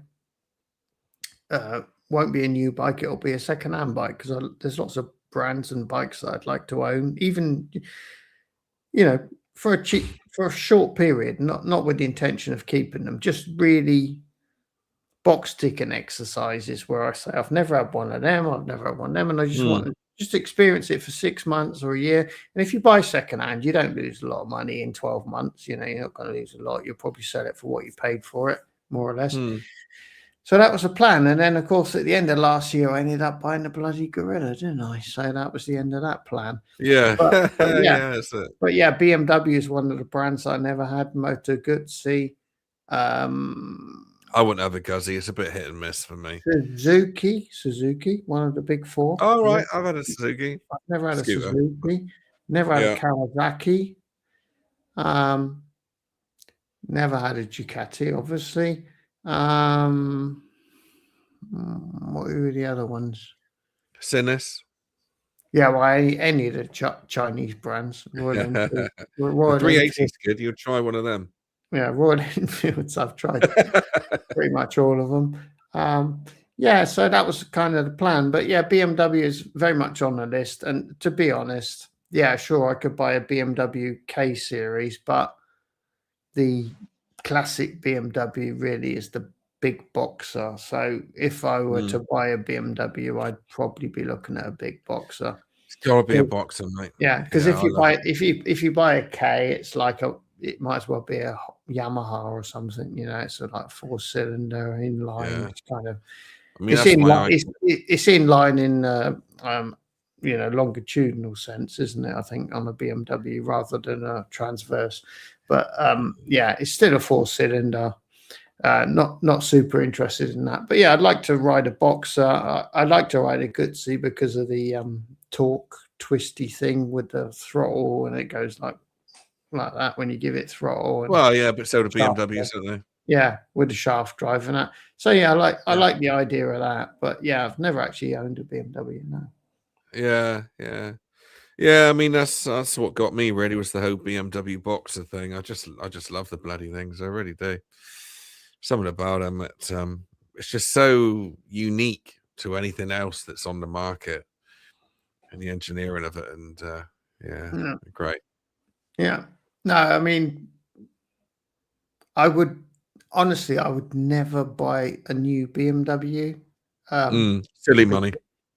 Yeah, I mean, obviously a lot of people don't have a problem with financing bikes, but I don't like giving banks my money because they're a bunch of tossers. Yes. So if I buy a bike, I want to pay cash, and there's no way I'm going to save up that amount of money and then be prepared to blow it on a motorbike. I think certainly in this day and age as well. I think if you can't afford it, what's the word? What's that saying again? If you can't afford it, don't buy it, or whatever it is. You know, if you go on the tick and you're just dropping yourself in the crap, aren't you, for 4 years? Yeah, you end up paying a lot more than it's worth.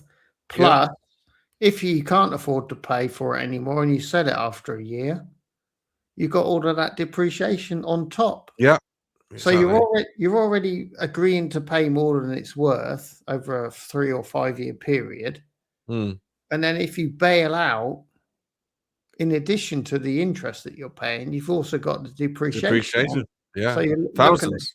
Throwing away 5, 6, 7 grand on an attempt at buying a BMW on HP. So, you know, and even if you stick with it till the end of the term, you've paid 5 grand in interest. You've probably lost another 5 grand in value.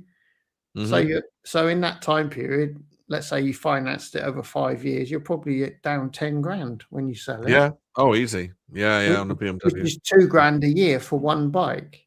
Yep. You know, now I look at all of my 3 bikes, I probably lose $1 grand a year tops. Yeah, exactly. So yeah, it's kind of I would never buy a new one, but I'd be interested to try one for a while. Yeah. And I think even if you try it, you'll probably look at it or ride it and think, oh, it's really, and they are nice. It is a nice ride, but it's still the big money at the end of the day, and it's 2 wheels. I mean, it's very easy when you're on 2 wheels, just for something to happen, or you just drop it or whatever, and you've knackered it, you know. I mean, you don't know what my garages are like, but I did reference it in my last video. All of my garages are on a slope like this, in and out, and it's all loose stones and gravel. But it's no, it's not. It's dirt and loose rocks, basically. So to ride up to my garage is sketchy. To get down is sketchy. You know, basically you need an enduro bike to get in and out of any of my garages. So the idea of having like a super heavy bike, I just think it's inevitable that I'm going to drop it, getting it in and out of the garage. Yeah. When did you put that video out? I thought I was up to date, but that was the one with Norman on the trail. That was the last video I did last week. Oh God, I'm sorry, I haven't seen that yet. I thought I was up to date, but obviously not. No, I was riding Norman on a trail, and I did mention that because I was saying, and this is what I was coming to, Mister Exeter Rider. I get the sense that you're quite turned on by the Goan. Oh yeah, yeah. I Yeah, wasn't in the beginning, and then yeah, I kind of looked. And, exactly. And I also mentioned this in the video that a lot of people are the same. They thought initially thought, oh God, no, especially in the trip teal and the orange or whatever it is. They were like, oh God, no, what are they thinking? That's terrible. But yeah, it just grows on you. And like now I'm really thinking I need one. It would be yeah, like it would be like a really nice corner of the garage bike with a cover on it. And you use it's it a like yeah, 4 times a year. You keep the mileage down. It's supposedly going to be a limited edition. I have my doubts about it. I think it's going to become yeah, I think it's going to become a mainstream model because it'll do well.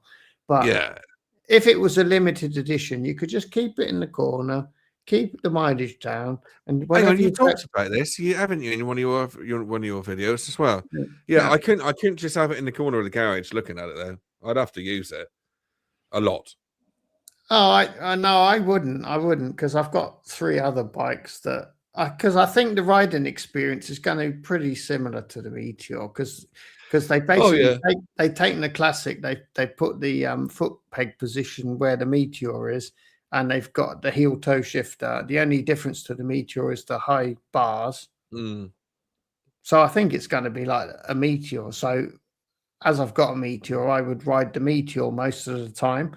But I think that thing, because it's something special, something different, I would just use it a few times a year when I felt like being a bit wacky.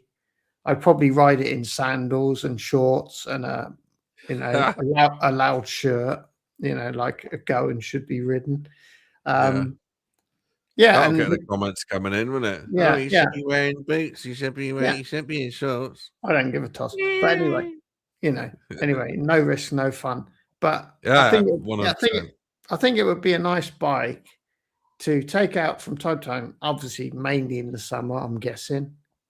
Um, take out and then park it, and then go and have a coffee or something, and just kind of film people's reactions to it. Because I think, especially in the trip teal, it's going to get a lot of attention because there Hmm. aren't going to be many of them about, and it looks freaking mental. It Yeah, looks crazy. So yeah, so I'd really like to make videos where you just go out in the summer for a little trip somewhere, park the bike where you know there's going to be a lot of people, and sit there where you yeah. got a view of it, and then just film people's reactions to it. I think that would And be you know what will really happen? right. Everybody be looking at it and not giving a shit. I'll just walk by. I So that'll be don't the think end of that video. I don't think so because with all of my Royal Enfields, when I stop, I usually get people coming up and asking me about them and that. So yeah, Yeah. I think it would be cool. But like you initially, I thought, oh God, that's not my cup of tea at all. But then I watched the videos and I saw all of the sort of unique engineering that they've done to make it a unique model. I mean, it's not just a classic and a Meteor sort of smashed together. They've actually done extra stuff like Mm, the swing arm mounted mud guard, so it's a proper bobber, the whole rear with the lights and everything goes up and yeah. down. It's just a nice little thing.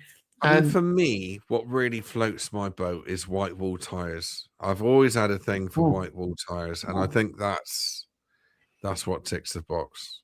But this was also for me, this was a major alarm because I said to the dealer, I said, I like it, but in 3 years' time, will I be able to get these white wall tires? Hmm.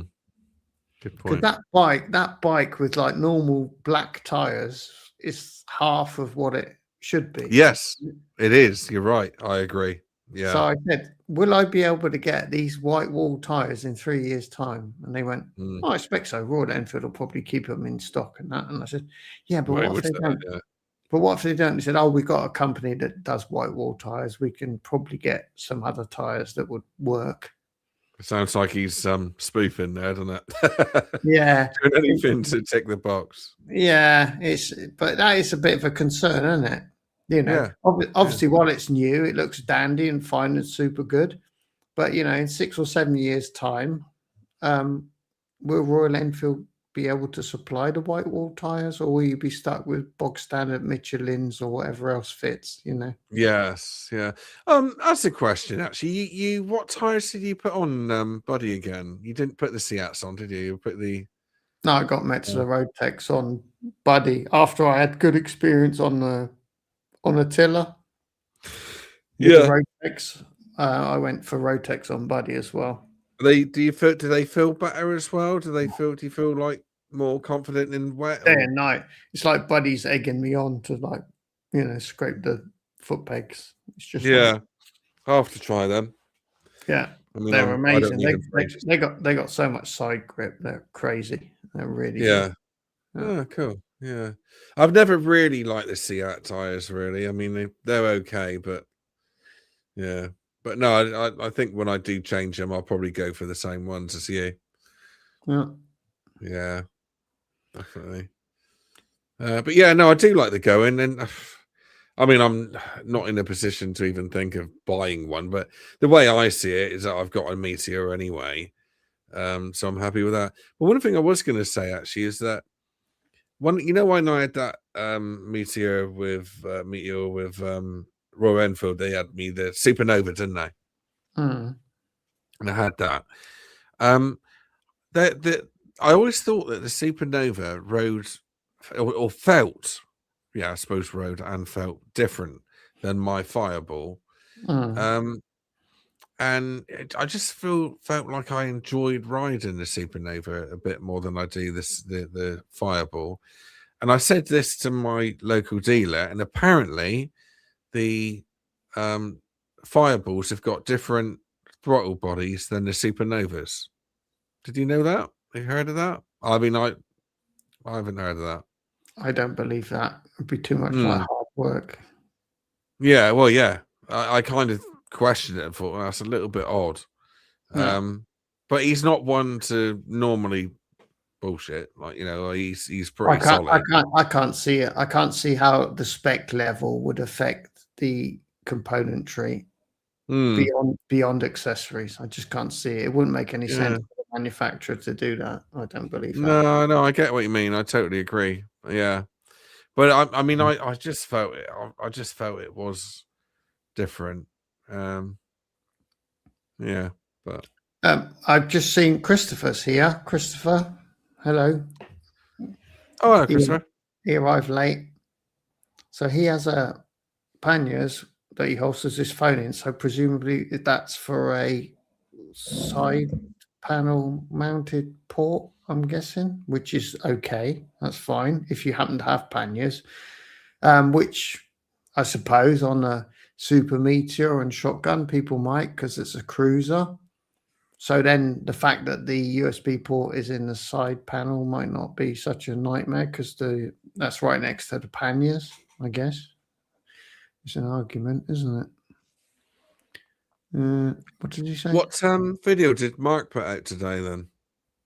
Let us know, Mark, in the comments. What was it about? Was it just a normal motor vlog, or? I thought I was up to date with Mark, and because I watched a couple of his videos today, or at least one. Yeah. All right, he's put another one out. Cheeky rascal. Since I've got this new job, I must admit, I used to get home and I'd be doing stuff and I'd be doing quotes, blah blah blah. But since I've got this new job, I've definitely gone in reverse, and I can't keep up with anything. Even though technically I've got more time, but then again, I'm getting home later and I don't have as much free time as what I did before, if that makes sense. Kind of. Yeah. Christopher, so you've got a Meteor 350, but so do you have a 650 as well, or a Super Meteor, or what have you got? Because he says on the Meteor he has he carries a mount and a cable for the Meteor, but for the other bike he uses the panniers to put his phone in. So do you have one of the 650s as well? If you could let me know. Mark's got a good question as well. Yeah, I'm just working my way through it. Mark, look, probably a collection piece. Something. Well, that's what I'm thinking. You see, if I bought the Goen, right, and I kept the mileage down, and I just used it a few times a year and enjoyed it as something different. You know, if I ever was in a situation where I needed money, you know, 2 or 3 years down the line, I could sell it. But if it's a limited edition, like the classic 500s, you know, they've gone up in value. They're holding their price really well. I think the Goen could be one of those bikes that in a few years' time, nobody can get hold of. And when they do come up on the second-hand market, they go for good money. So that's kind of what I'm thinking. I'm thinking, yeah, I could have it, and I don't need it, but I could have it and use it and enjoy it a few times a year. And then at the end of that period, when I need to turn it into money, get some beer money. Yeah, I could probably sell it for a fairly small loss, hopefully. That's what I'm thinking. The only problem I have with that, and that is why I asked the dealer, is it going to be a limited edition? Because that is, for me, the decisive factor. Because if they suddenly say, oh, we're selling a lot of these in Europe, it's going to be part of the model lineup permanently, that argument doesn't carry weight anymore. So, you know, if it remains a limited edition, for me, that's a no-brainer. I would get one because I don't think I stand to lose any money on it, or not much. After a couple of years, I could take the hit because I've enjoyed it for a few years. But if it becomes a main model, you know, basically with Royal Enfield, you lose so much money in the first few years. Not a lot of money, but so much desire. Percentage of the purchase price. You know, you lose if a bike costs $5,000 and you lose $3,000. That's a big percentage of the value. Oh yeah. So, you know, relatively speaking, it's a lot, but effectively it's not. It's like $3,000. But I always say Royal Enfields, you buy a Royal Enfield to keep. You don't buy it for a year. That's true. Yeah. You got to buy it to keep. Otherwise you take too big of a hit. So if the Goen held its value well because it was a limited edition, it would be much easier to justify getting one. But yeah, my dealer was saying, well, Royal Enfield says it's a limited edition. And I was like, yeah, but are we sure about that? And then they couldn't. To be honest, I haven't heard that it was a limited edition. I mean, I haven't really looked into it either, just for reference. But yeah, they said, well, it was a model for India initially, and then they said they were going to bring a limited number to Europe and other markets, and only in trip teal, whereas in India they got, I think it got 4 different colorways. Okay. So we only got the trip teal, but yeah, that's kind of the thing that is make or break for me. If it remains a limited edition, I can justify it, but if it is just another model in the lineup, it's harder to justify because I don't need it, and yeah, when I sell it, I'll probably lose a lot of money, so I don't know. Mark's got a good question. WeChat reference the Kawasaki WT30 and Hero X Post. I don't know anything about the X Post. I've heard of it, but I don't know much about it. But Kawasaki WT30 could be interesting because we had the W800s, which disappeared due to Euro 5. And that was a beautiful bike, incredibly well built, very, you know, it's just lovely to look at. And maybe that 230 will carry the same sort of thing, but not too sure. It's a funny power range, a funny size engine, isn't it? You know, whatever it is, it's not 230, it's 200 and something, 212 or something. So yeah, I mean, and also Kawasaki money, unless Kawasaki come in line with Enfield prices or near, then I don't think it won't really gain traction. It'll probably be here and then disappear. Is my thoughts at the moment. Depends what it is on price. Yeah, Peter says he had 5 Beamers, first 2 superb, the rest utter crap. Yeah, I tend to agree. I think once you got into these super electronic BMW, oh god, yeah.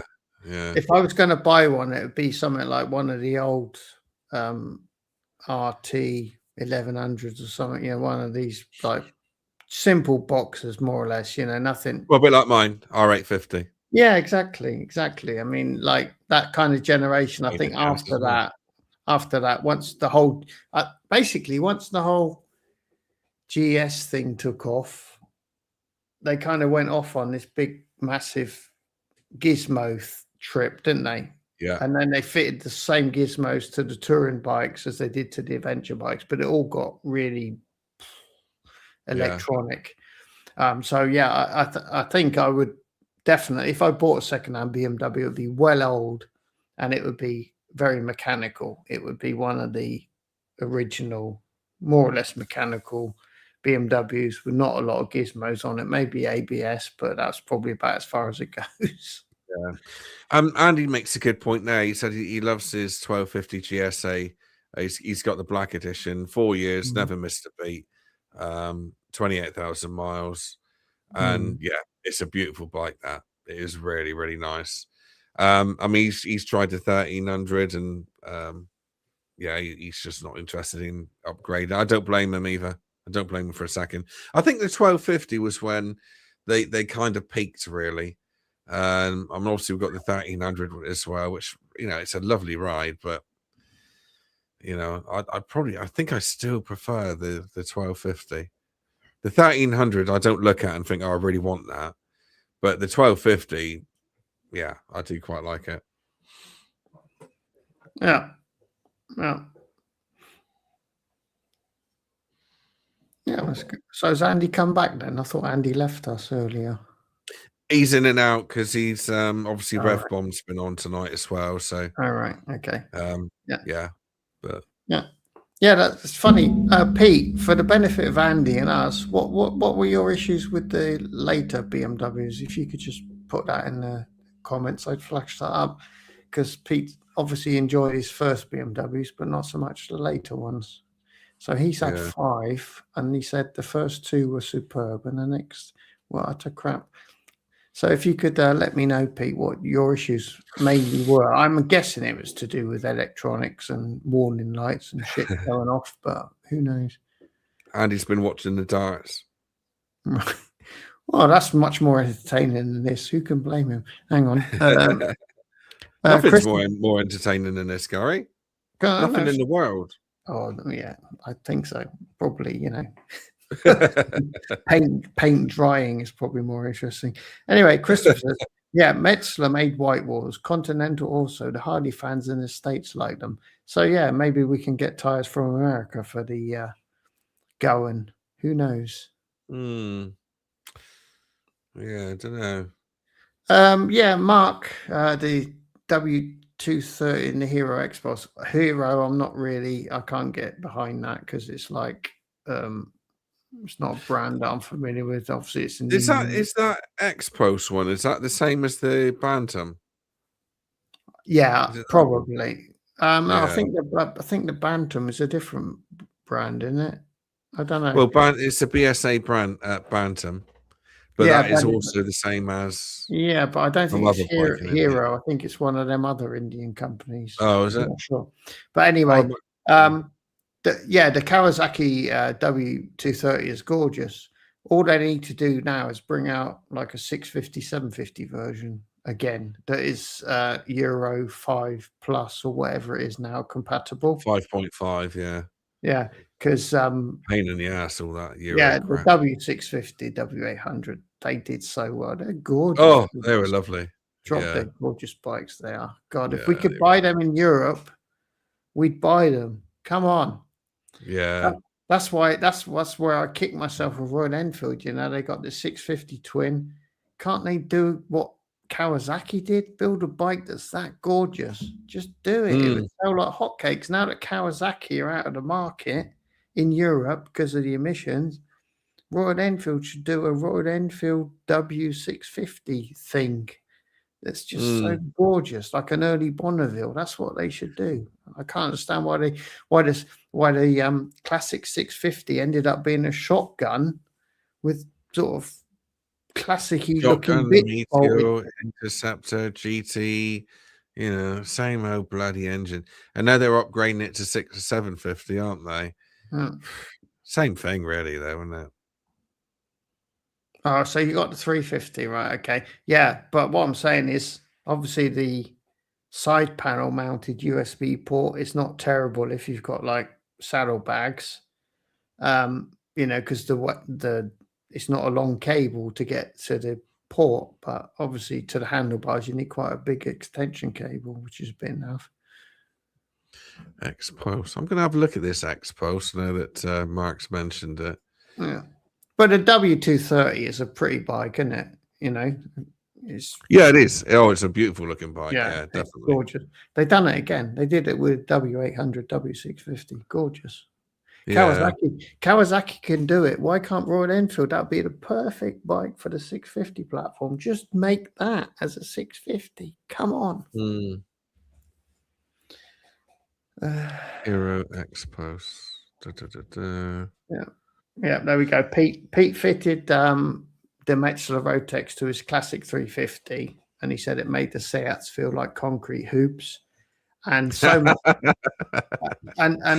one way of putting it. Yeah, and he also has a Hunter 350, and he said to me recently, now that he's had the Metzlers on the classic, he's going to get them for the Hunter because he said he can't bear to ride the Hunter anymore with the standard tires, so he's going to get some Metzlers for the Hunter as well. So yeah, the Metzeler Rotex are really nice tires because they're dual compound. They're like hard in the middle and softer on the edges. So when you're on the side of the tire, they really do give you a lot of confidence.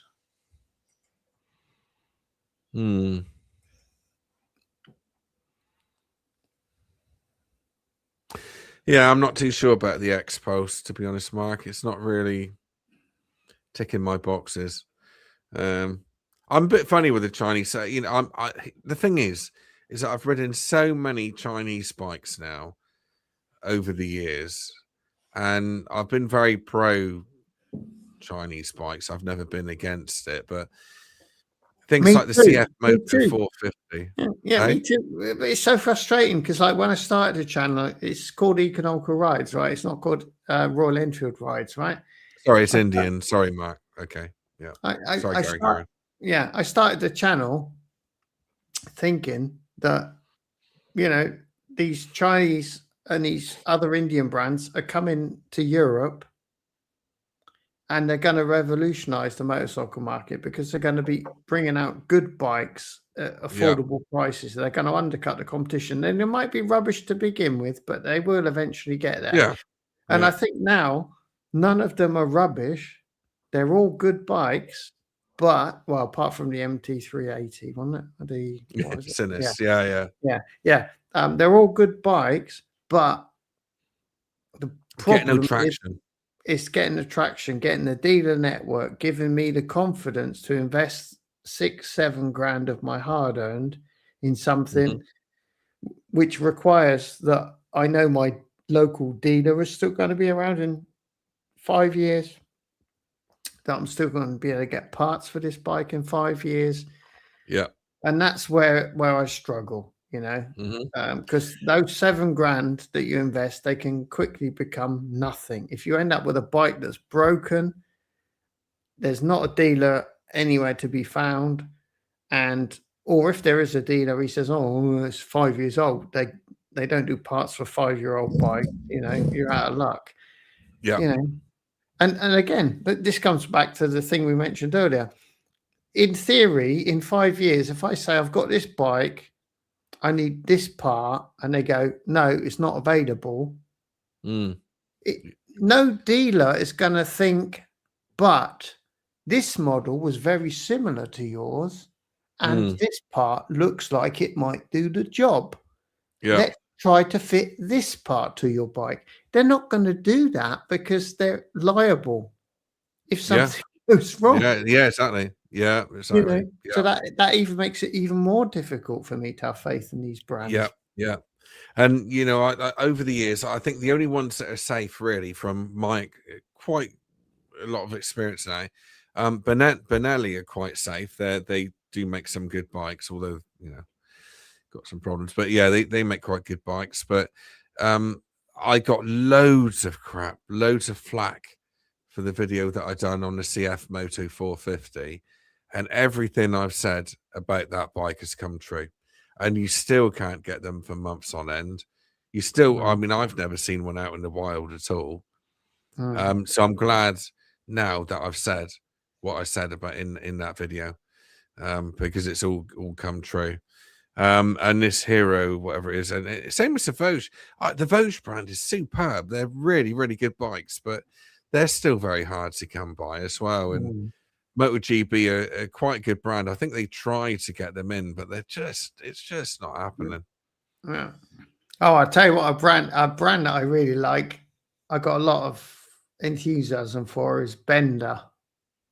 Oh yeah. They are actually really nice looking bikes. They're just coming out with mental ideas. They're just coming up with things that nobody ever asked for, and they're just so mental. And I just love the fact that they're so like left field.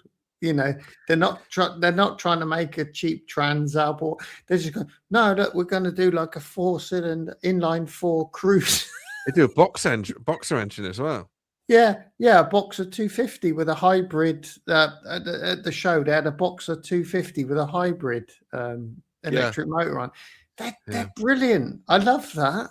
Yeah. I love that because they're shaking. And if you see one in real life, they're actually really good looking machines and are very, very comfortable. Yeah, I love the way they're going about it. They're just like, well, yeah, you know, we probably can't compete like with the Japanese, like, you know, in terms of engineering and whatever, and you know, we could come out and be a cheap copy, but that's what everyone else is doing. So they're just like throwing the rule book away, and they're just coming up with left field ideas, like doing crazy stuff. And that's the sort of thing that would get me excited. That's the sort of thing that would make me take the risks, is just to buy something that's so mental that I can't get it anywhere else. And I don't care if I lose money. I just think it's fucking brilliant. Yeah. Mark makes a very good point there, though. The Vosges 350 AC, everybody was saying how great it was, how good it was, and then it's just disappeared off, like literally vanished off the face of the planet. But you're right though, Gary. Yeah, the Benders are really cool, but I wouldn't want to spend $7,500 on a Bender when I could buy a Honda. Frankly, yeah, it depends, doesn't it? It depends how much value you put on being different, I guess. If you're put very much money on that. Yeah, if you're like somebody that likes being different and doesn't like to go with the flow, I think they've got a good market there. I just love the fact that they're being creative and they're trying to do something different. I think it's brilliant. It is great, yeah. But again, my local MotoGP dealer hasn't got one in stock, and they've been out for a little while now, over 6 months easy. And they haven't got one, and they've got every other MotoGP bike in there. It's like all of these newcomers, you know, they've got to get that dealer sorted out. They've got to make it easy to buy one, otherwise, because there are enough reasons not to buy one, right? Yes. So at the very least, they need to make it easy to buy one. I agree. Yeah. It's quite frustrating for me when although I've always been pro Chinese bikes and I'm very open to it, you know, I get a lot of comments about the communism thing and all that, and I do agree with that, and I don't want to feed that. But it's frustrating for me when people say, well, you know, they are coming. This is great that this Bender bike's coming out, or CF Moto. You know, how can you say that it's not a good thing or whatever? I'm not saying it's not a good thing. It's a good thing. But the classic was when I'd done the CF Moto 450, was everybody was saying, well, it's sold out, it must be wonderful. But if they've only got 15 bikes in the country, they are going to sell out. And most of those that sold out went to demo fleets. So I don't really class that as selling out. No, I mean, if you view it like historically, basically what China is doing now is kind of the same as Japan did in the 70s, to replace the European brands, the British brands, the other European brands. When the Japanese started exporting motorbikes, one of the key things that they had to do to be successful was to A, be better than what was available, and B, be cheaper, and C, have people selling their product. And this is the problem that the Chinese and the lesser known Indian brands face now is better, debatable, cheaper, probably they can do that. And where they fall down is dealer network. You know, they don't have a compelling argument. I don't know how Honda or Yamaha, Suzuki, Kawasaki managed in the UK. Imagine in the UK, you know, we made the best bikes in the world. We made the most bikes of anybody. We made them all here. At some point, they managed to get enough dealers in the UK to dominate sales, you know, to turn people away from the British brands. And this is the problem that all of these Indian, Chinese brands face is they've got to do whatever the Japanese managed to do in the 70s. Maybe what they managed, I think what the Japanese managed to do was be better, you know, because, you know, they were more innovative. They were more reliable. They were more precisely engineered.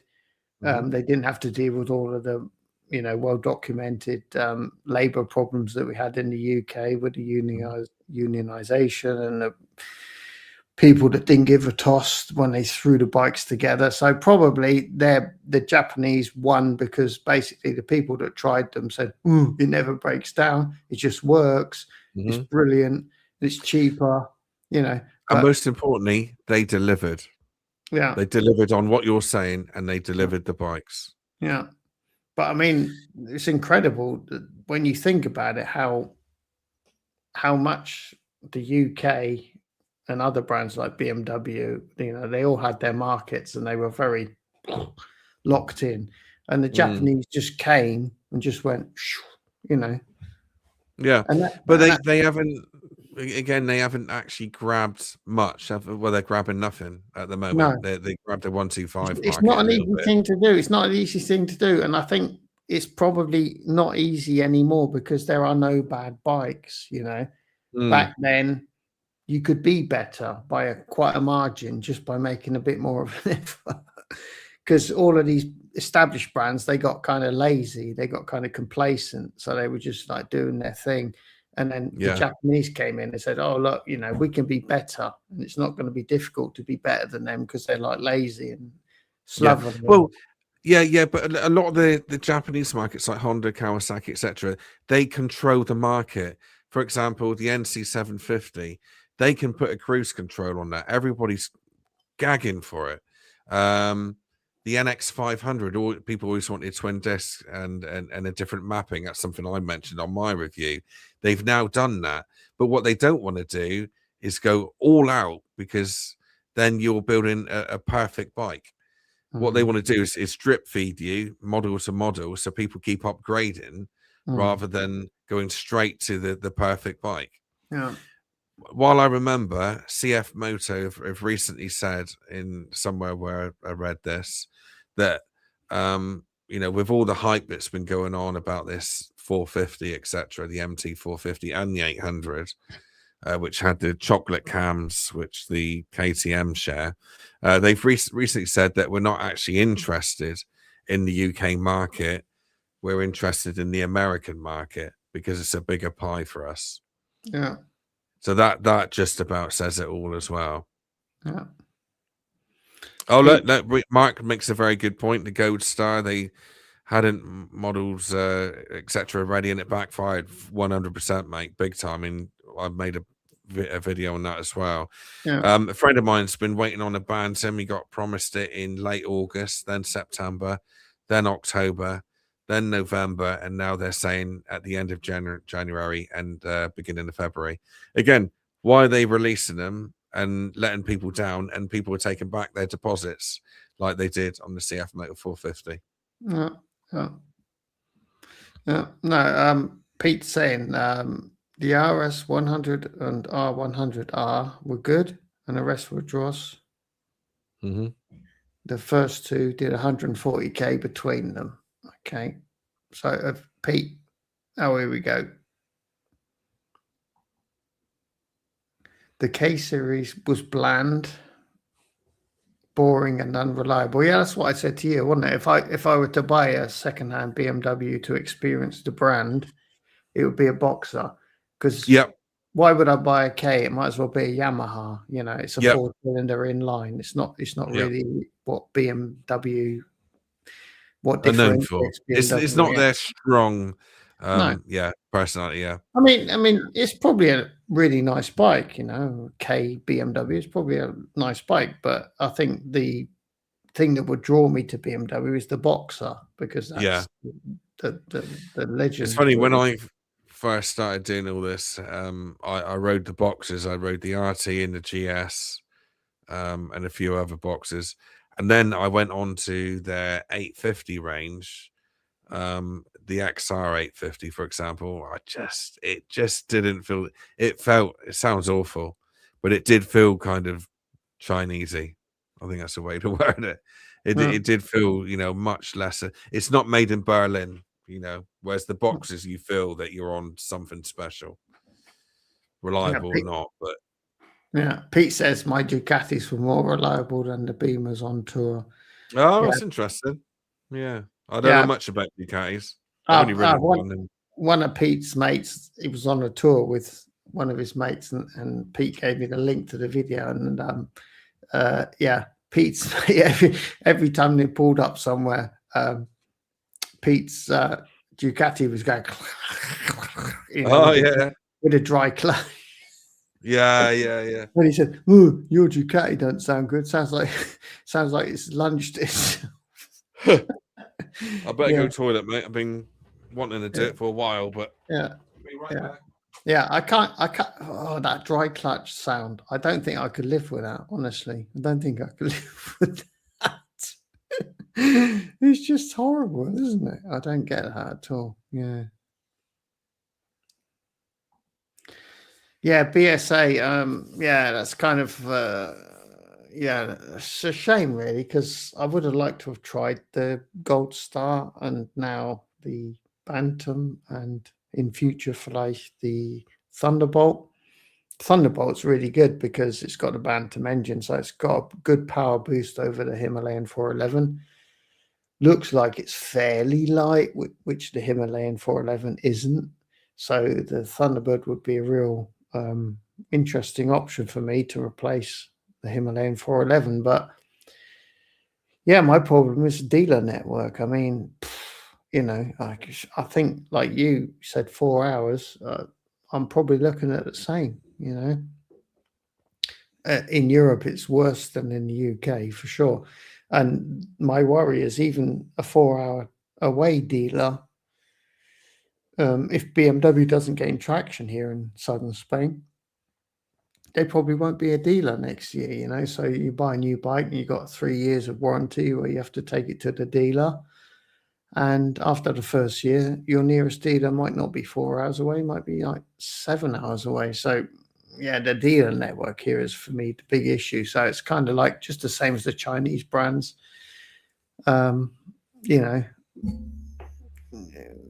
Without a dealer network, they're going to struggle. I mean, it doesn't matter how nice the bikes are, that just won't get through, in this market. It's a shame because I would have genuinely been interested to try a BSA or several BSAs, but, at the moment, there isn't a dealer network to make it possible for me. Hello. Oh, here you go. Andy says the Boxer engine keeps your feet warm. Yeah, I don't ride in cold weather. Andy. Don't worry about it. It's not a problem. I'll speak to a 900. Yeah, nice bikes, actually. Yeah, they're comfortable. Oh, dealer 10 miles away. That's brilliant. That's really good. Ideal. In this day and age, that's very rare. I mean, to have a dealer within 10 miles is excellent. Yeah, it is. It's a lovely bike. He bought it second-hand and it had a really good spec. The guy that bought it new, spec'd it really well. Yeah. And he fitted a few, sensible mods. Yeah, it's a lovely bike, that is. Ah, cool. Yeah. And it's red, so it's called Ruby. So it's kind of at least a third of the reason why it's called Ruby is down to Ruby. Yeah. Famous Ruby. Yeah, Yeah. the famous YouTube Ruby. And as I say, she has to get a sausage at the end, Steve. Don't let me forget. Yeah. I was getting a sausage today. Yeah. On live. Yeah. All Yeah. right. Because normally on a live chat, we don't do it, but she definitely, I promised her one, didn't I, Rube? Yeah. She's looking at me. Yeah. She's going to get a sausage at the end of the chat. Could mad of a hot dog at the moment, actually. Oh, Really I've got a hungry. load of them in the fridge, mate, but they're not for human consumption. Trust me. No, I've seen what you feed Ruby. Yeah. Yeah. I wouldn't want to eat them. The only person that likes them is Ruby. Yeah. Yeah. Mm. Yeah, the old airheads. I mean, I just, I don't know what it is about Boxer Engine. Those old airheads are wonderful, aren't they? Mm. 52 years. Fair play, mate. No, true story. No such thing as a perfect bike. We can get close, can't you? Tick a lot of boxes. Yeah. Yeah, so with the going, come back to the going, we got sidetracked. Yeah. Coming back to the going, right? If it's like, so you're going to buy one, aren't you, Gary? I'm not saying nothing. You sound like you got issues here, mate. No, right. So like, given that you've got the NT, the BMW, and the Meteor, right? Would you be prepared to forego one of those for a going? No. Right. Okay. No, I don't think so. So it would be in addition to. Yeah.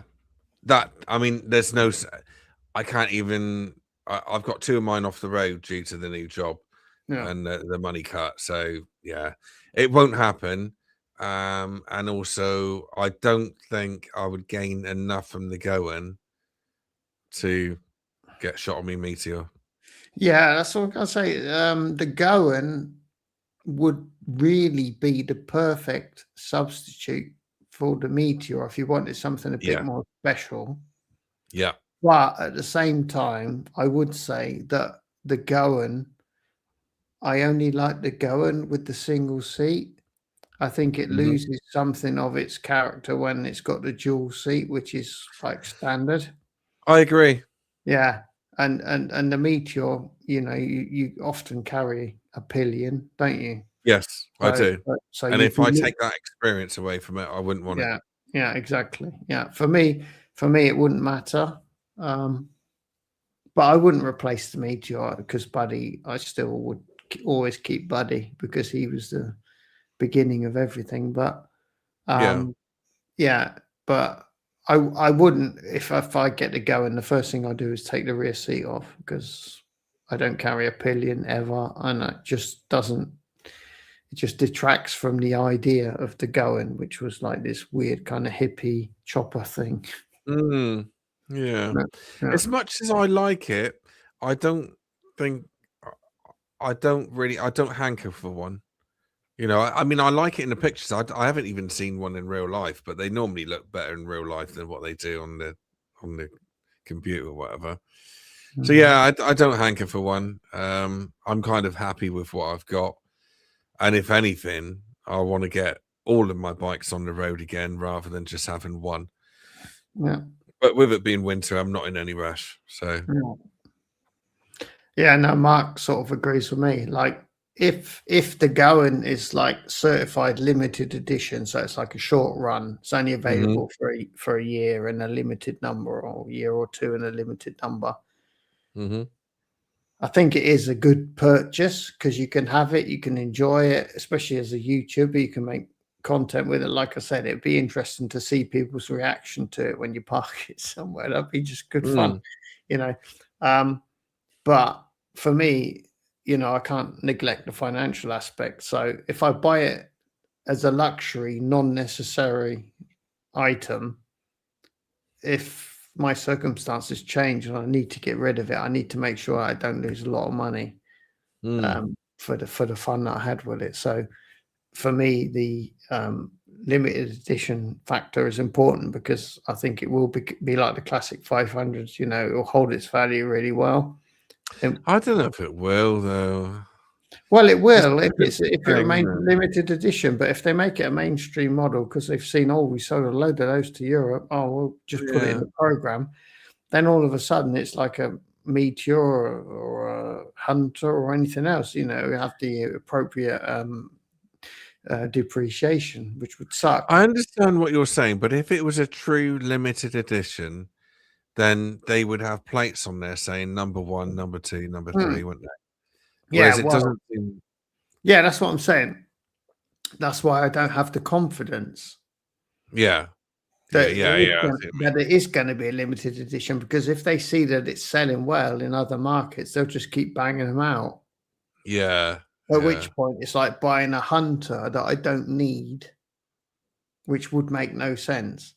But if I could buy a Goen that I don't need, and I know that it's going to be limited edition, so that the depreciation is going to be a lot slower than other models from Royal Enfield, I can kind of justify it. And then when I get to the point where I go, oh, I need money, sell the bike that you ride the least, then I can sell it and get, you know, a significant amount back. So for me, that's kind of the main criterion, really. If I could get a guarantee that Royal Enfield say, no, we're only going to be doing them in Europe for the next 6 months, and after that, never again. It will be like the Trials Classic 500, which we found a beautiful example of recently. Those hold their value really well because they didn't make many of them, and people that want one, you know, they pay a lot of money for them. So yeah, that's kind of what I'm thinking. Is it only makes sense for me because I won't use it a lot, and it will just be a fun thing, make some fun videos with it. But I need to be able to get out of it without losing a normal amount of money. I need to lose less money than I normally would. I would say that if you did sell it, I would imagine it's going to be quite niche. I mean, we like it. I'm not bouncing up and down about it. Don't get me wrong. No, but I do like it. But... yeah, it is niche, but that's the whole point, because there will be a market of people that are looking for one and can't find one. You know, and then when one comes up, they go, "Poosh, I'll have that." It's like the Trials 500. That's not a bike that anybody wants, really. It's not a mainstream product, but they're holding their value super well. The Classic 500s, even more so. I mean, they're just Classic 500 today. When you look at what they cost new and what they cost today, there's not a lot of difference, you know. Yeah. You know, they're like 15 years old, and you know, the people that bought them new are not going to lose a lot of money when they sell today, because they're just bikes that people want. What about the Honda GB 350? Thoughts on that?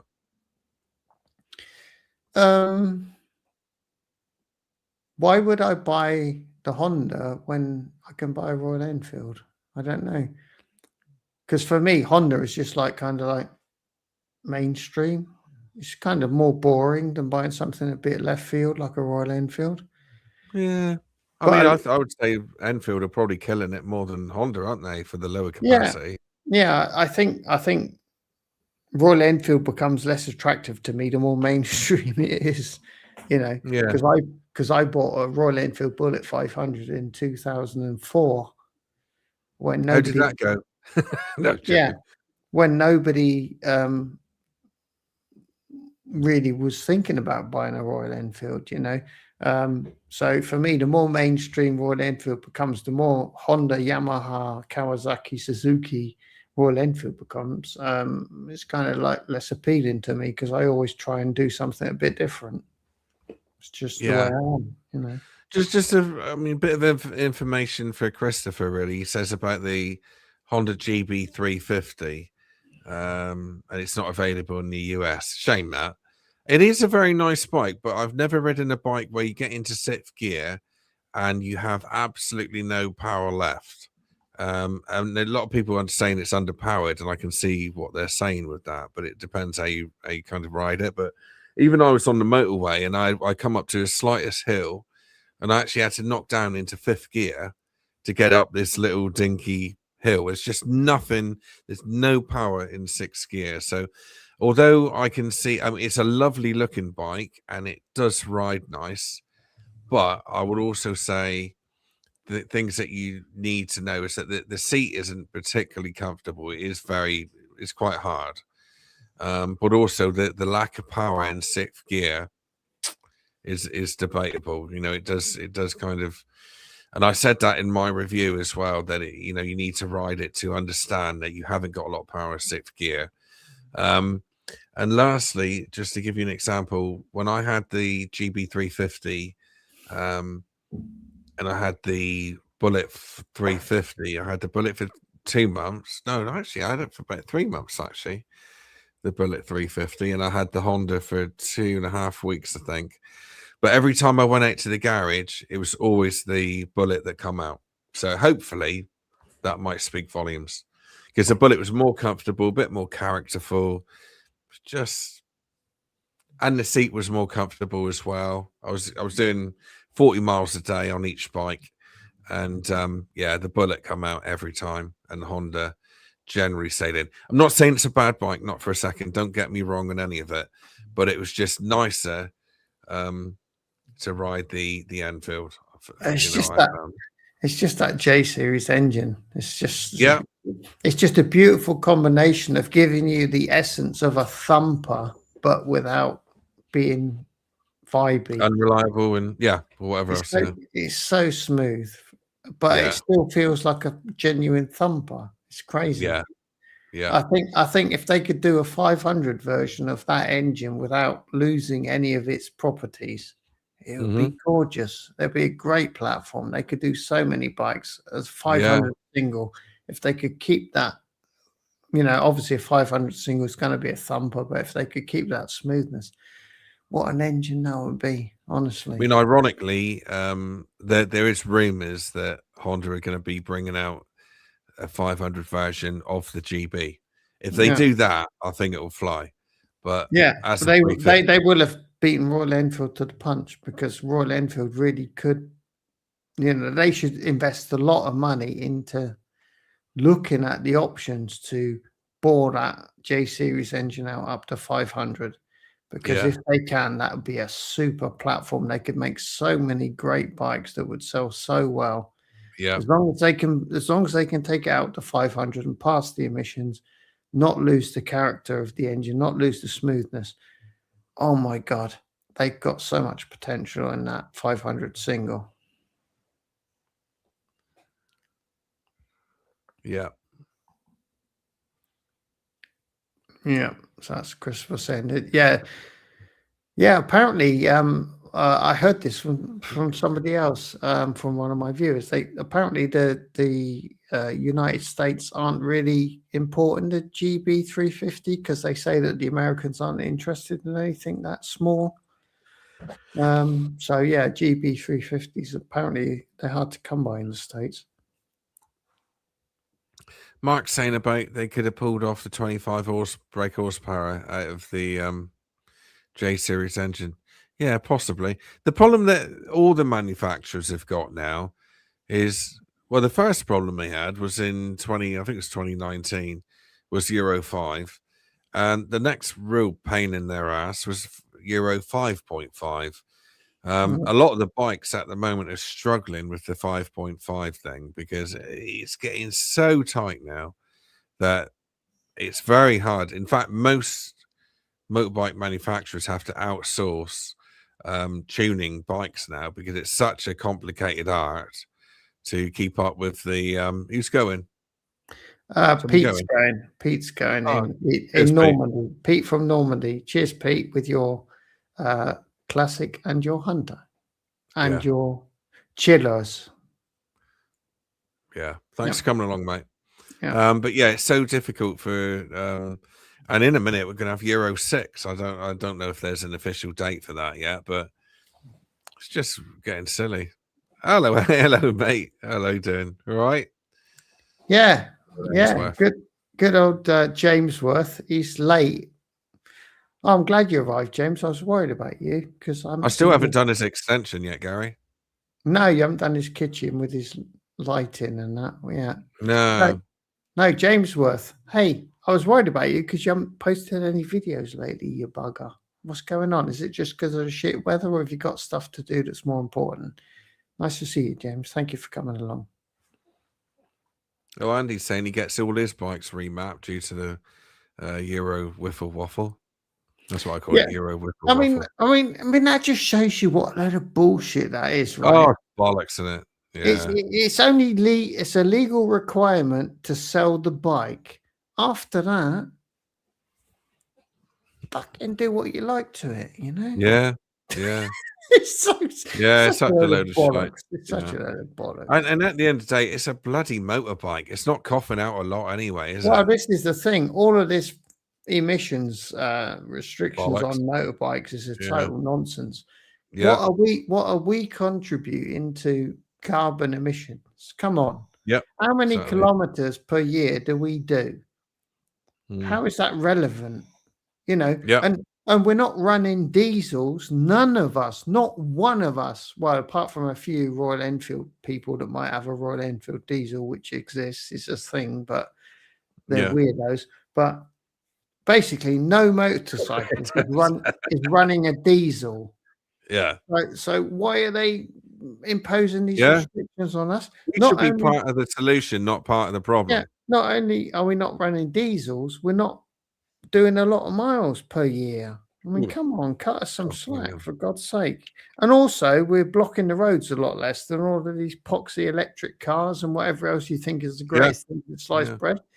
More people should be riding petrol engine motorcycles. It would be better for congestion, for the environment. It would just be better. Yeah. And the world doesn't work like that with common sense. That it works in how much tax revenue can we get out of each product. And at the moment, you know, electric cars, they can get shed loads of tax out of that. Yeah. So, yeah, I got a range. No, I haven't got a Range Rover, Andy. I've got I've got 2 vans. So, yeah. 410. All right. Meteor Brown's done 410 bore. I've never been big on reboring engines. I was going to do that when I had my Grom. I was going to change it from a 125 to a 180, but never did. Never wanted to, because to be honest, a lot of people just had their engines just simply blew up. I don't know why, but it just blew up. So yeah, rebores. I don't know, not for me, but yeah, I mean, if it were. Yeah, I think the 440 Scrum's not coming to us because of the emissions, I imagine. Yeah, I don't think that engine is European compliant, but at the same time, it'll be a derivative of the 411 mark. And I have to say, the 411 is not anything like the J series. The J series knocks the 411 into a cocked hat. I mean, it's just such a better engine. I mean, the 411 was a good engine for its time, but it doesn't have anything like the character of the J series. So basically, a bored out 411 is not going to be good in the Meteor. It's not going to give you the same vibe as the J series does. The J series is just such a good engine. 411 is a Land Rover, and it does a good job of it, doesn't it? Yeah. But it's got next to no character. You know, it really hasn't got a vibe. It hasn't got a vibe, but that J series has just got a vibe to it. Yeah, definitely. Yeah, get your bike remapped. So how does that work then, Andy? What do? Do you go to the dealer and say, give me the non-Euro 5 map, or how does that I think work? he's got a plug-in thing, isn't he? I think he had I can't remember what they're blooming called now. It'll tell us in a minute anyway. But where does this non-strangulated map come from? That's what I want to know. How do you get hold of this? I think it's a plug-in thing, like what do you call it? I'm trying to think what they're called now. Brain's gone. But you can plug it in a Power Commander, that sort of thing. But you have to give it the map as a file. Where do you get this file from? Where do you get this non-Euro map from? Where does that come from? But that is the joke, isn't it? These regulations apply to new sales of motorcycles. You can't sell it unless it complies. But as soon as it's sold, for the MOT, they've got like standardized What's the BHP map, Andy? Sorry, carry on.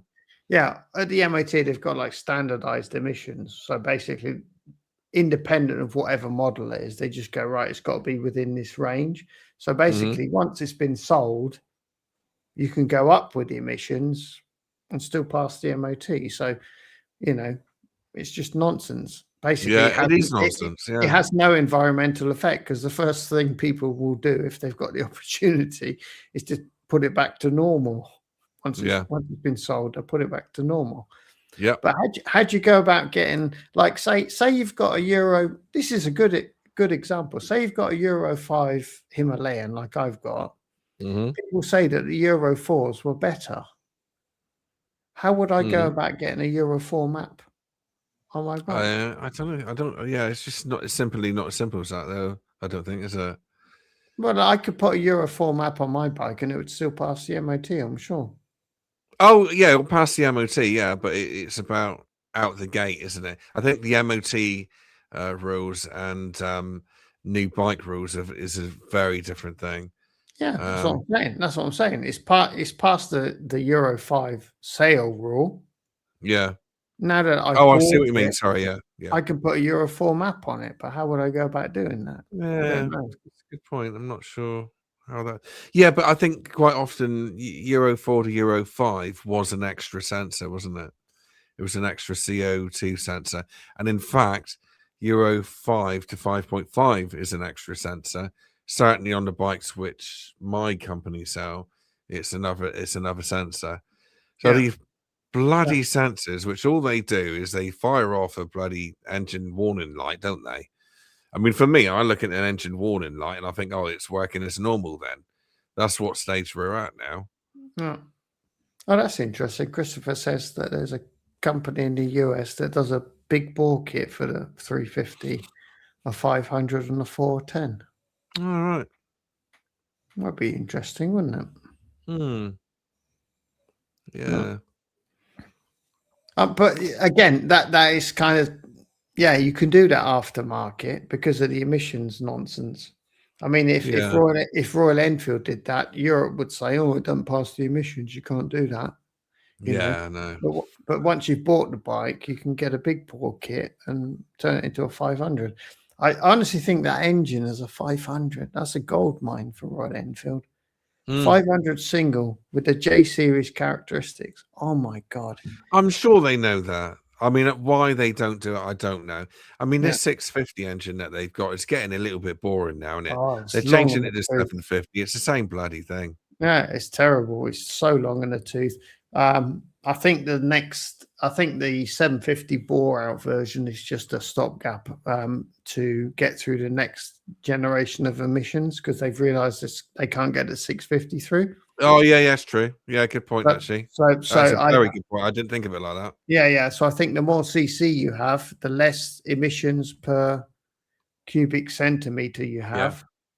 Yeah. So they can keep that engine in the range for the next generation of emissions that are going to come. So it's basically just a big bore to get through the next generation with the range that they have the same engine.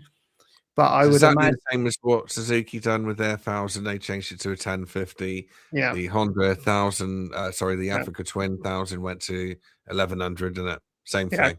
Because I think it'll be like emissions per cubic centimeter. So the bigger you make it, the longer you can keep that engine as it is, and it'll still pass the emissions. So I think they've increased the capacity to get through the next lot of emissions that are going to come. Yeah, but I think that's a stopgap, because if you look at the Sherpa generation, they got to go liquid cooled to be competitive, because the 650 power output isn't competitive. So I think in the background there's a 750 liquid cooled engine that they're working on, or a 650 liquid cooled, but probably 750, because Royal Enfield did make 750s previously, so they can kind of go back to their heritage and say, it's like the 750. Ooh, what was it? The 750 that they did. Was it the Interceptor? I think the Interceptor was a 750 back in the day. But they did a 750 twin anyway back in the day, and it was quite popular in the United States. So I think they're probably working. The next platform is going to be a 750 liquid cooled If they do a 750 liquid cooled, then you're talking about 70, 80 horsepower. You know, you're getting into proper numbers where they can really compete with everybody else in that sector. Yeah. Which the current 650 can't. It's like such a low output for the weight. It's like pathetic, really. It's like it's only got a couple of horsepower more than my Gorilla 450, which is liquid cooled. Yeah. But it's 650, you know, so you can see liquid cooling, you can go for much more power. So Yes. I think in the background they are working on a 750 liquid cooled or 650 liquid cooled. That will be the next big platform. But obviously, in the meantime, they've got to be able to get their big bikes through the emissions regulations. So they've just gone for the easy option, bore it out, 100cc more, gets through the emissions for another few years until the 750 comes online, the liquid cooled engine comes online. I'm all for saving the planet and that, but it's just got ridiculous, isn't it, all this? Well, It's taking really the fun out of it, and you can't. Yeah. Why can't we just buy a frigging bike and just enjoy life? You know, life's short enough. We've got all these stupid rules coming out of Europe, Brussels. Yeah. Something else. Yeah. I don't know why they would be forced, you know, to do all of this nonsense, to handicap their bikes, because, you know, like we've said, I mean, what are we contributing to global warming? What are we contributing to emissions? It's like bugger all. Yeah, but it's that whole thing, isn't it? There's a lot of things that go on which is absolutely exasperating, and a lot of certain people out there would say, well, it's a good thing. You know, I know people that are very pro all this. You know, they're very pro electric still, even though it doesn't make sense. I suppose you could call them left wing people. You know, they're no matter what happens. Hey, give you an example. There's a road being built at the moment near me, which actually I'll give. It's actually near my work where I work, and it's absolutely decimated. The between where I work and Torquay, and it's a net zero carbon road. So instead of taking 6 months to build, it's actually taken 2 years. So where I work, there's been 30 redundancies now, and it's still going up. I mean, I'm safe, but there's redundancies being all because of a net zero road. It's just a load of bollocks. Oh, look, Cornish Motorcycle Diaries. Too late, mate. Too late. Oh, God, late. Yeah, James says, yeah, he had stuff to do and weather. Don't worry about the extension, Steve. So this is in reply. Oh, yeah, I saw that. Yeah. To my lack of videos that he's been doing. Stuff to do and weather. Don't worry about the extension, Steve. Bought a couple of bottles more instead. Okay, so there you go. He's invested your kitchen lighting job to. He's invested in a couple of bottles of whiskey. Good man, James. Yeah, I was going to charge more than a couple of bottles of whiskey anyway, so you probably done. There you go. See, he's too expensive. We can't afford him. We can't afford him. So what have we got? Mobility version BHP. Well, Andy's here anyway. He's turned up. About bloody time, isn't it? Yeah. Oh, hang on. Andy, hang on. Oh, there he is. Look, late. What's it? Late to the party, but hello. Oh, just kick him out now, Gary. It's too late. What is the excuse? Yes. Should I ban him? Yeah, ban him. That's not okay, dude. That's not okay. Hang on, what have we got? I think I might reach the point where I better bugger off now, Gary. The only reason being, well, 2 reasons. Number one, I've got to put 2 new radiators on tomorrow in my house before I go back work on Sunday. And also, I've only got 3 hours that I've got on my podcast. So I'm going to run out of time. Okay. I tell you what, it's bloody good chat though, mate, isn't it? Over 2 hours. Yeah, without even trying, without preparing anything. Yeah. I like that. See, James says, because James used to have a 411 Himalayan. He says it rocks and rolls, and I shouldn't have parted with mine. The Himalayan 411 is the typical bike that you don't see a real reason to keep it, but when you sell it, you probably regret it. And that's what I've always said to Saddlebags as well, you know, because he thought about selling his, didn't he? Yeah. But it's just so useful, you know. It just doesn't do anything brilliantly well, but it's just so useful. Yeah. Yeah. It's very tractable, isn't it? That's the way I would word it. Yeah, it's great stuff. Oh, by the way, Steve, before you go, I'd just like to ask. I wouldn't like to ask. I'd like to mention what a very swish background you have there with that wood paneling. That looks Thank you very much, Gary. that wood textured wall finish. That's excellent. Acoustic panel. Yeah, It's a proper studio that I'm in at the moment. yeah. Whoever did that did an excellent job because the whole time we've been online, it hasn't fallen down yet. No, not yet, but yeah, Just I saying, will speak to you soon. whoever did that did an excellent job. All Still right, got dude. it. You see, I might be sat at a desk all day now, but I've still got it up here. And yeah, Good yeah. man. All right. Well, thank you so much for doing this at very short notice. I Don't have to thank you, mate. I need to thank you for letting me on. And Oh, it's been a super chat. We could do another 3 hours, couldn't we? Yeah, we could easily do that, but I'll let you go if you've got stuff to do. I'll stick around for a little bit on my own. If anybody's interested, we can have a little natter, but I don't want to hold you back because you've been very kind to join me this week. Yeah, awesome, and honestly, mate, if I say first quarter 2026, right, this time we're gonna bloom and do it, aren't we? Yeah. It won't be another Christmas special again on it. No, we're gonna Year try to and do year. it. I think we should do it more often, and Right. yeah, we'll definitely give it a go now because we're both in our new groove, so we know we can work Yeah. it out. We'll do it.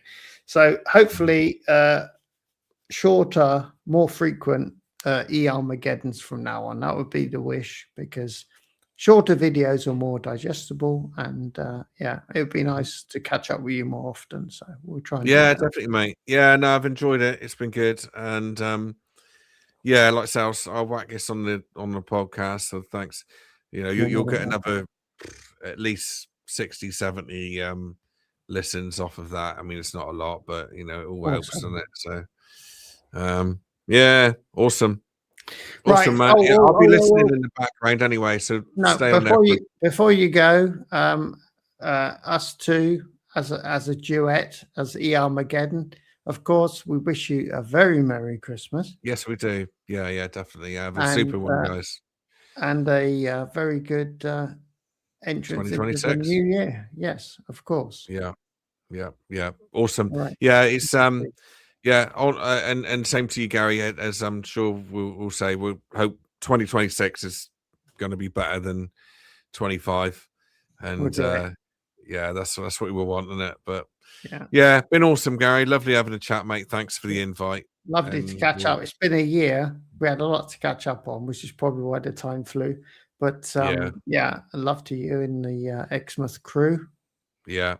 I'll be around for the next quarter of an hour anyway. If you're going to carry on, I'll just listen in the background, tidying up and getting ready to do the sort out tomorrow. So yeah, thanks, Mark Cornish, Motorcycle Diaries, Andy. This is just from me, and I'm sure Chris, Peter, yeah, and everyone that come along. Yeah, brilliant. Thanks, Gary, and I'll see you all soon. All right. Yeah, have a great time. Take care, mate. Cheers, guys. Bye. How do I get out of this, Gary? To keep this on. I don't know. Want to X out because I want to. Do I have to kick you out? I'm going to kick you out. Kick Ready? Me. Yeah. Ready? Brace yourselves, chat. Dave's going to disappear. 3, 2, 1. There you go. So now you're left with me, you poor sorry bastards. Right. So what have we got going on? Let's have a look. I've got to catch up with the chat.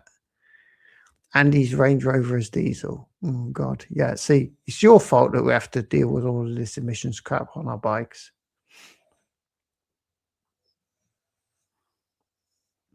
Well, James, I'm glad that you're all good and it's just the weather and stuff to do because I was worried about you. Good man.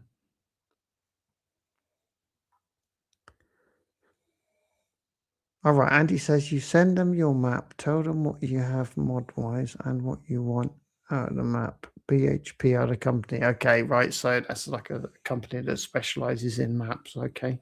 Thank you for that, Andy. Good stuff. Yeah, I shall have to inquire. Yeah, I shall have to inquire, but like Steve said, probably to go from Euro 5 Himalayan to Euro 4 Himalayan probably doesn't work because there's probably some additional sensors that you need. So you would really need somebody that's hacked the map and removed the code that is pertaining to the additional Euro 5 sensors. So yeah, it's a bit more of a faff. Okay.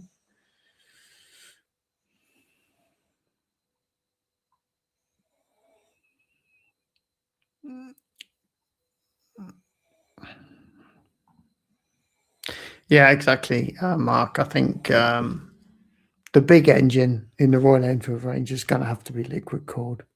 I mean, they can't really compete with the air cooled engines, and with the emissions, it's going to get hard to produce, competitive power with the air cooled engines. So I think we've seen. I think the step to the Sherpa engine was a sign that they're going in that direction. Increase output to be more competitive, which requires liquid cooling, and probably for the emissions as well. That's beneficial to have it liquid cooled. So I think the big engine platform is going to go liquid cooled in the next generation. And the 750 is just a rebore of the 650 engine for now, because it's the easy option. But I'm convinced that there'll be a 750, 650 liquid cooled engine in development right now.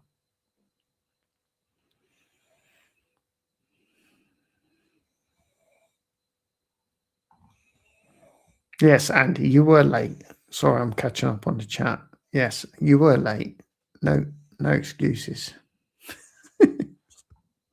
That's all right. We might let you off.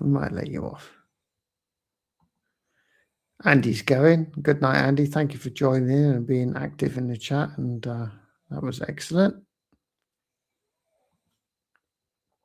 Thank you, Mark, for coming along. You were very active in the chat. Much appreciated. Yeah, I tend to agree that excellent lattice work paneling at the back of Exeter Rider's video, that must have been green screen. I'm convinced he couldn't possibly have done that tonight.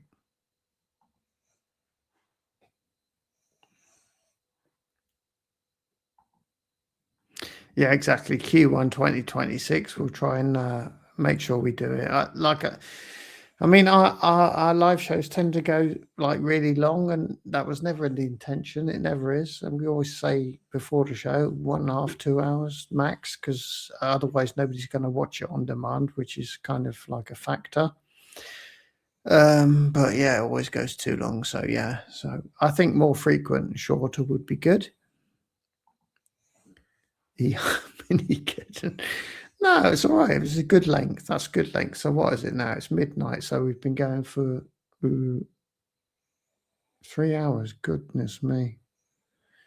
All right. James, stop it.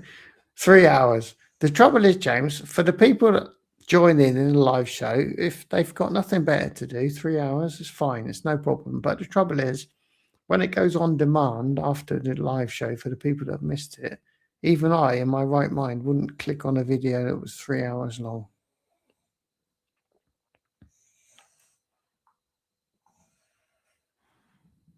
Yeah, exactly. Spring Thor live. We'll do that.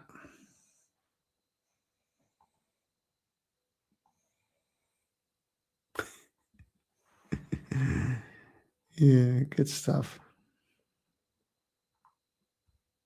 Still scrolling through the chat, guys. Bear with me. All good here now. How are you doing? What's that? Hang on. Hang on, Andy. What are you saying? Are you saying this is now free for all on Exeter Rider? I don't think that's nice. We can't do that. We can't rag on Exeter Rider. He's a lovely guy.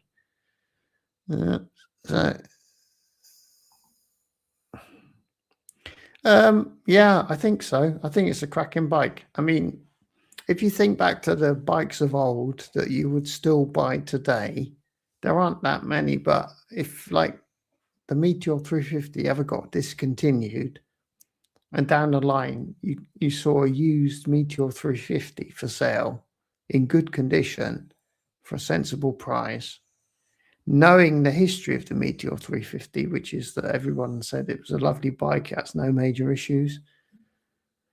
Yeah, I think it could well become, but it would need to be discontinued for that to happen. But yeah, it's just one of the best bikes ever in the history of motorcycling. And I think, you know, if it ever gets discontinued, there'll be lots of people that want one. Oh, well, sorry. I whacked the microphone. Hang on, Andy. Hang on. Look what I'm currently drinking. There you go. There you go. Andy's he's on the good stuff. Before that, I had one of these, a Singleton.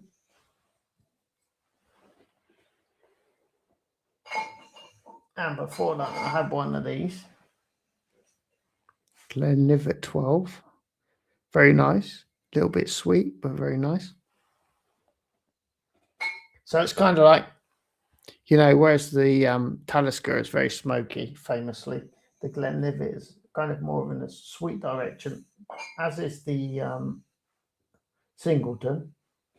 And then before that, I had a supermarket whiskey. So yeah, it's been a good night. So I'm currently on the... Oh, I'm back on the Glenlivet, yeah, because I've gone through the whole range. So I was at the Talisker, and now I've gone back to the Glenlivet. So this is a Glenlivet 12. Excellent.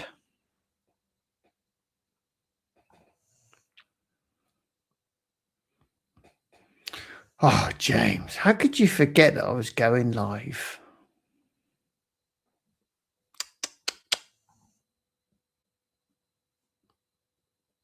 Anyway, James, the most important thing is because I was going to send you an email and ask how you were doing, because I was a bit worried because you haven't had videos out, but I'm glad you're okay and it's just been weather and other stuff. Good man. Yeah.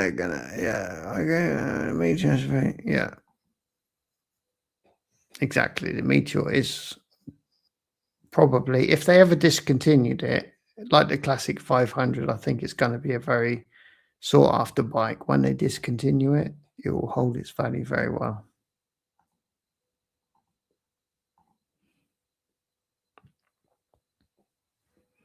Famous Grouse, yeah. That's one of the better whiskies that I can get in the supermarket, but they usually ask too much money for it. I can usually get a Talisker or something better for the same sort of money. But yeah, Famous Grouse is okay. It's not bad at all, James.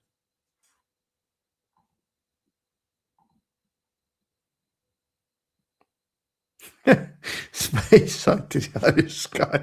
Exactly, Mark. Mark, I'm guessing you don't drink whiskey because of your medications, right? Is that the case? Because normally you'd be well placed. You know, you could probably get it on mains where you live.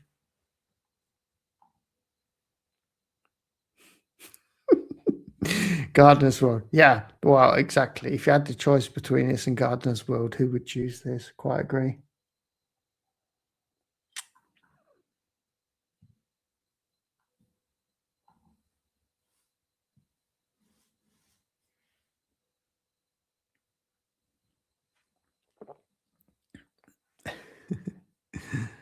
Good old James.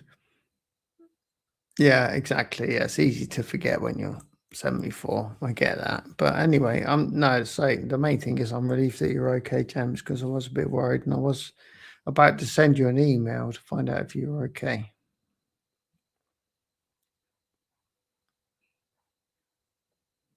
Yeah, you can't go wrong. I think, you know, before you pack a first aid kit, pack a bottle of whiskey. It's always good. Right. Okay. Yeah, that's a shame, Mark, isn't it? So presumably you enjoyed it before because you seem to know what you're talking about. So I'm guessing you've been forced to, do without the good whiskey.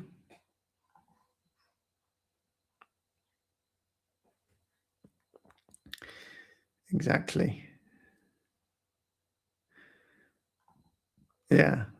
Good man. Yeah. Sorry, Mark. That must be terrible. You know, I've always said if I had some sort of an ailment and I went to the doctor and they said, "Oh, you got to stop drinking alcohol," I'd just say, "Oh,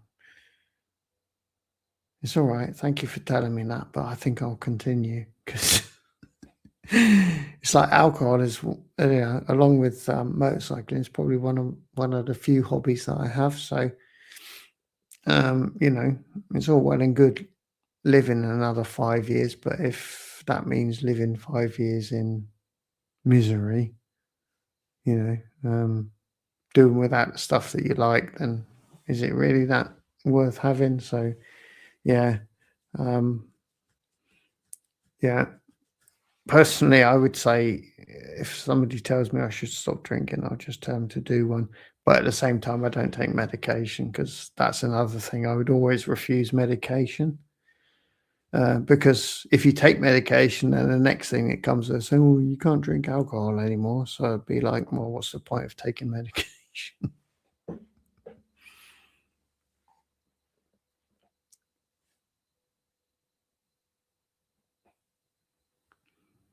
So what are you saying, Andy? Are you saying that's going to happen? Is that going to happen? I'm not going to drink myself to death, dude. I think that'd be too much like hard work. I'd probably have to stick at it all day.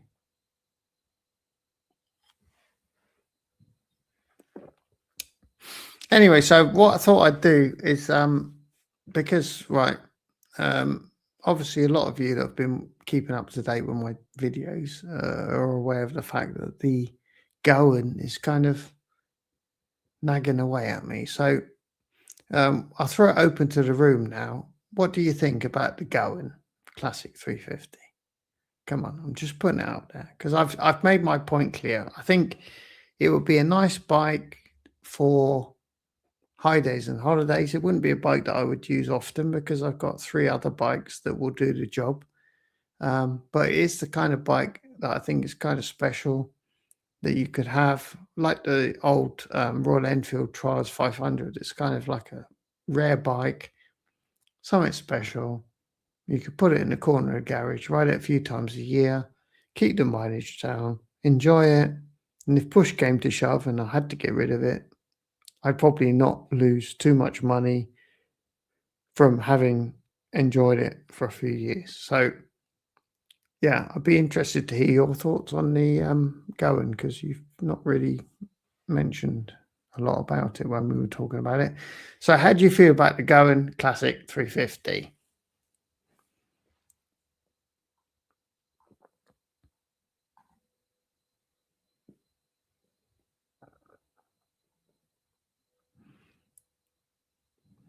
Well, I think 3 days is pushing it, Andy, to be honest,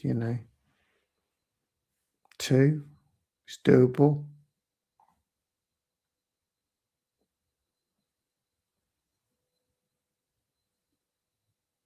Hello, Donald.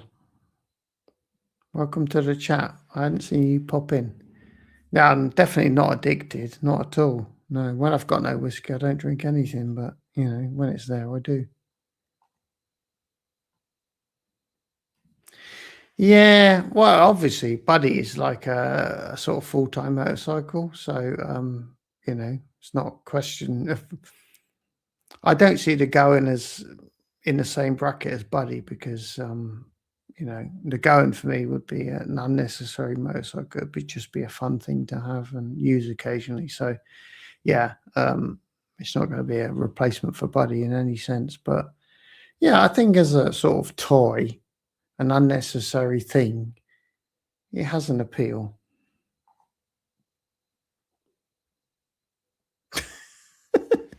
Oh, that's typical. Yeah, but oh, yeah. Okay. Yeah, Steve likes it as well. I see where you're coming from. Well, this is what I'm saying, Mark. This is what I'm saying. I mean, if you're in a position to do it and hopefully the potential loss that you're risking is going to be somewhat mitigated, you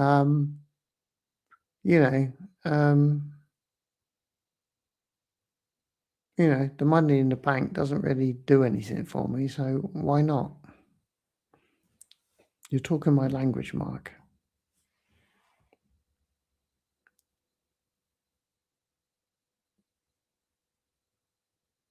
Oh, that's brilliant, Donald. Yeah, you got two lovely bikes there. Exactly. Exactly. The classic is for chilling. It's lovely. And then if you want to go a bit mental, hop on the Gorilla. Love it. Yeah, exactly.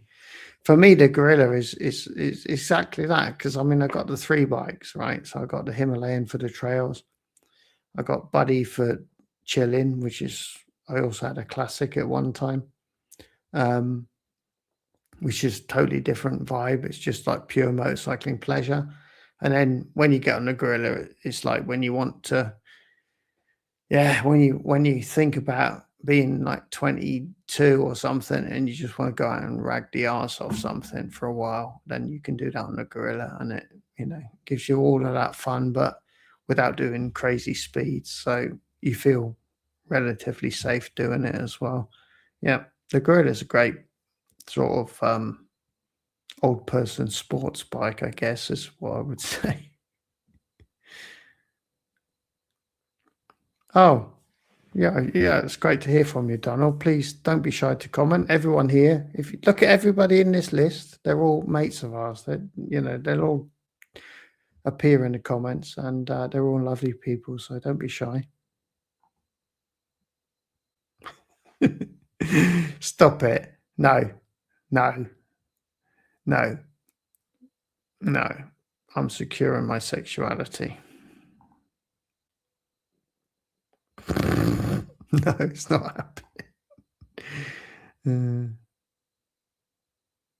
Exactly, Mark. A lot of us, if I had the room, my house is quite small, unfortunately, but if I had the room, when the garages were full, I'd start, if I had a spare bedroom, for instance, it's like a decent sized room with nothing in it, I'd start collecting bikes and putting them in there. And I'd go out there in the evening, sit down in front of them with some music on, looking at them. I could do that. No problem at all.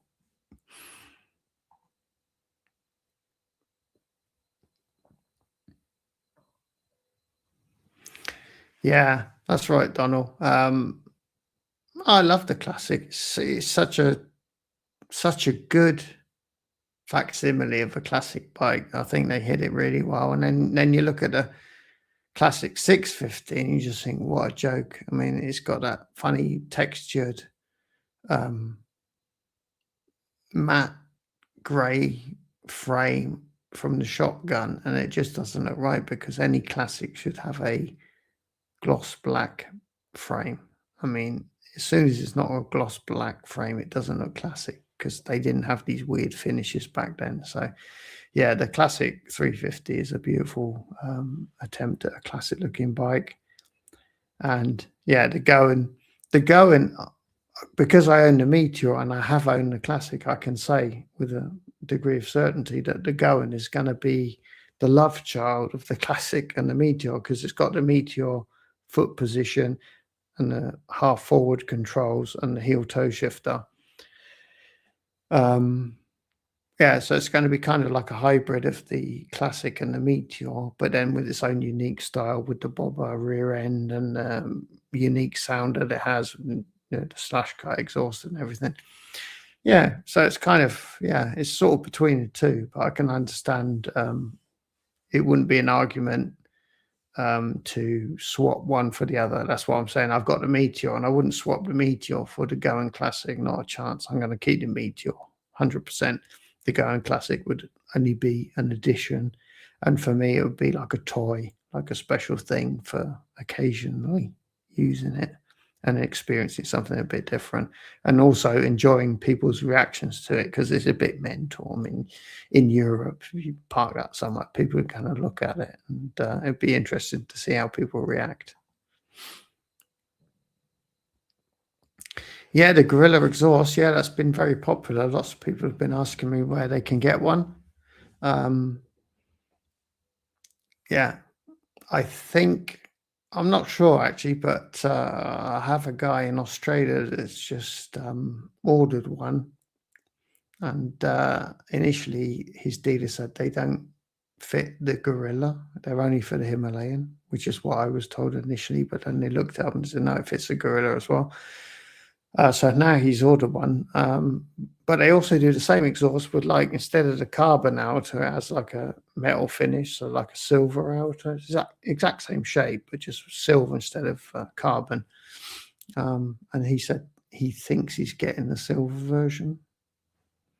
So maybe the carbon one is a limited edition and the silver one is in the accessories catalogue permanently. I don't know, but yeah, it's a lovely exhaust. It's brilliant. Looks so much better than the old one, especially with a big exit hole like that, where you can get quite a lot of sausages wedged in there, as I proved in my video. Yes, welcome, Donald. See, Cornish Motorcycle Diaries. Andy, don't be shy. See, we're all friendly here. Don't hold back. Are you still interested in the Gorilla, are you, James? I did wonder. Yeah, but, you know, you've gone over to the dark side, mate. You're into these exotic multi-cylinder motorcycles from Japan now. So, yeah, I don't know if you could ever go back to a single. Are you sure?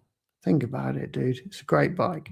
For those rides where you're feeling like being a bit more of a 17-year-old, you know, a bit more of a 17-year-old you, ragging it a bit like Mad Dave. For those moments where you feel a bit Mad Dave, a Gorilla would be good for you and you won't get into too much trouble with it.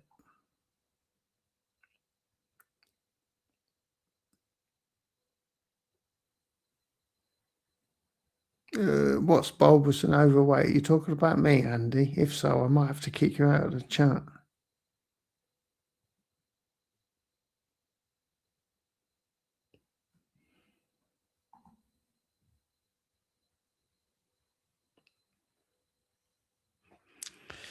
Paul Moto. Well, there you go, Mark. That's a coincidence. I actually come from Paul. There you go.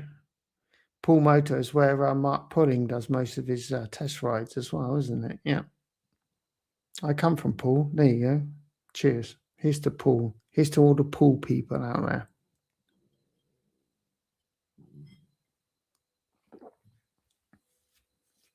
Yeah, you find all the good bikes, Mark, because I mean that Trials 500. Oh God, that looked brand new. What a gorgeous bike that was for sensible money as well. Yeah.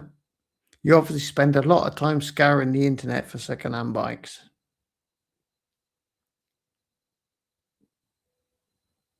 Yeah, but honestly, when you see it in the metal, that frame really sticks out. It's like, ugh.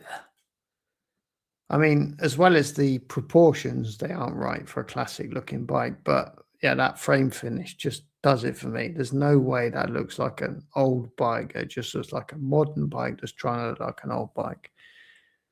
It was just, yeah. And apparently, according to my dealer, they're not selling well, which doesn't surprise me. I don't think it was a very good thing. Whereas when you look at the Bullet 650, as much as I hate the idea of a twin cylinder Bullet, aesthetically, it's a lovely bike. They've done that really well, but the classic 650 for me is a bit of a disaster.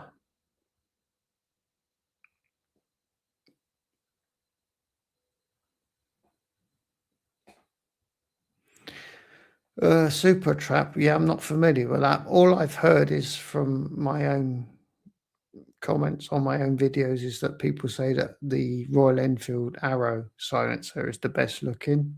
I don't know the Super Trap, but lots of people have said that the Arrow exhaust is the best looking.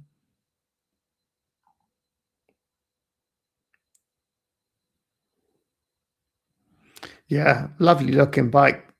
You know, hopefully they'll bring out a 650 version that is Euro whatever compliant at some point, because with the 650 and the 800 they showed they can do the classic bike look better than anybody. And that's such a sweet looking, but those are such sweet looking bikes. And the 230 is just gorgeous bike. It's lovely. So if they could please bring that out as a 650 twin again that's Euro compliant, that would be amazing. And I just cannot understand why Royal Enfield didn't do that with their 650 platform. Just look at the W650. They stopped selling them in Europe because of the emissions regulations. The 650 Enfield engine is still compliant as of now. Just make the W650 with a Royal Enfield badge on it. They'd sell a bucket load. Honestly, I can't understand it. The same way as they'd sell a bucket load of any bike on a J Series 500 platform. If they build a J Series 500, get it through the emissions, maintain the characteristics of the 350 J Series, they'll sell so many bikes.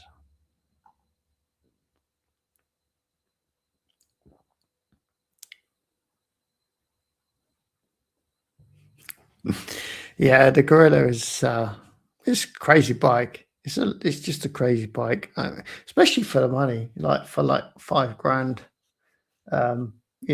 With that decent show of suspension, with that brilliant chassis, with that engine that you can ride normally, relaxed, or just totally rev it out, rag it. I'll tell you what, when you put some road tires on it, like I have with mine, I got the Metzler Road Techs on it, and when you put road tires on it, they're a bit sticky. That chassis is unbelievable. I can't even trouble it with that power. You can just go, you can do anything with it, and it just won't get out of shape. It's a brilliant chassis, and it's just slightly undermined by the Seat semi-knobbly tires. Put some proper sticky road tires on it. It's just it's a 450 sports bike. I mean, there's no two ways about it. And again, Royal Enfield could make a 450 Super Sport, take the Gorilla, put some sticky road tires on it, put a bit of bodywork on it, fairings and a single seat. 450 Super Sport Royal Enfield. It would be a brilliant bike. Loads of people would buy that.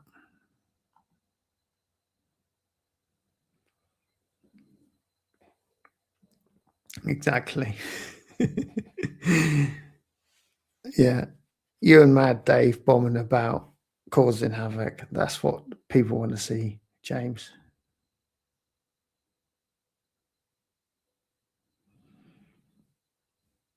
Yeah, of course. I think the attention to detail, the attention to finish is going to cost money. So yeah, obviously that reflects in the price.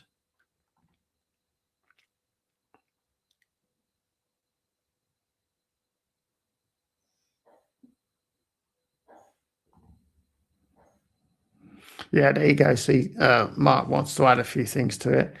But I mean, the thing is, what you have to say is when you look at the W800, the W650, and now the W230, 230, Kawasaki have got an eye for those sort of early Bonneville looks. It's just beautiful. The way they're doing it is fantastic.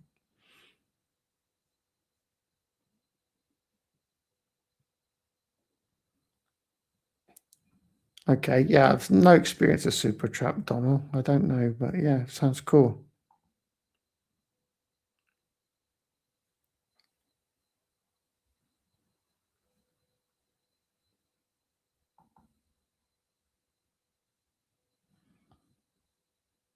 Yeah. Yeah, that's all right. Okay, Andy, that's what we're saying. Yeah, the 500 J Series Royal Enfield is a missing link. I think so. I think that engine as a 500, if they can maintain the characteristics of that engine as a 500, as a platform they can do like a cafe racer, they can do a cruiser, they can do classic, they can do so much. If that J Series engine can somehow get through the emissions and work without losing anything as a 500, that would just be so lucrative for Royal Enfield.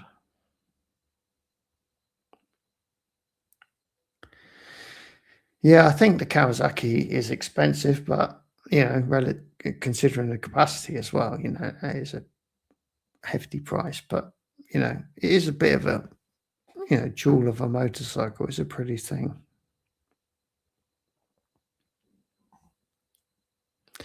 Yeah, obviously not widely available, limited supply for the Kawasaki, apparently, from those that have inquired. Yeah, that's a bit odd, isn't it? Going for like the wheels in different colors. Mark says the only thing wrong with the bar of blue is the rim and black. Would need it powder coated blue. Yeah, it's a bit weird, that, isn't it? I thought that. I thought, oh, good looking bike. Oh, hang on. Why have they done that? Quite agree.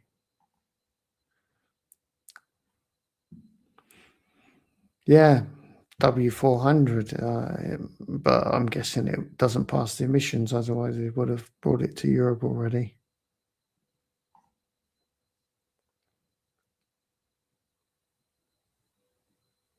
Yeah. Yeah. I should check that out, Mark. Obviously I was up to date until today, but I haven't checked that one out, so I'll have a look. But yeah. Well, you pay a price, if something is a jewel of a thing. I don't know, but I'm guessing that back in the day, the W800, W8650 were probably more expensive than the competition, because obviously there was attention to detail in the way they were made to look. So I guess it's logical that would carry over to the small capacity bike. So hang on, Andy, hang on. I was going for the Glenlivet. That would have been a fatal mistake. I should go for the rest of my telescope. Got a little bit left.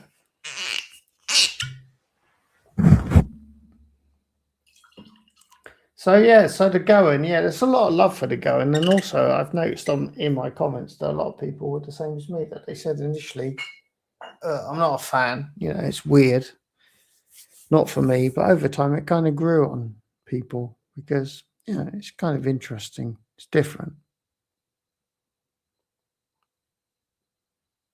Yeah, right. So Andy, you're saying that the W's back in the day were more expensive than they should have been. Yeah, I think that's a fair point, because they are kind of like little jewels of motorcycles. They're not just designed to do a job, they're designed to appeal.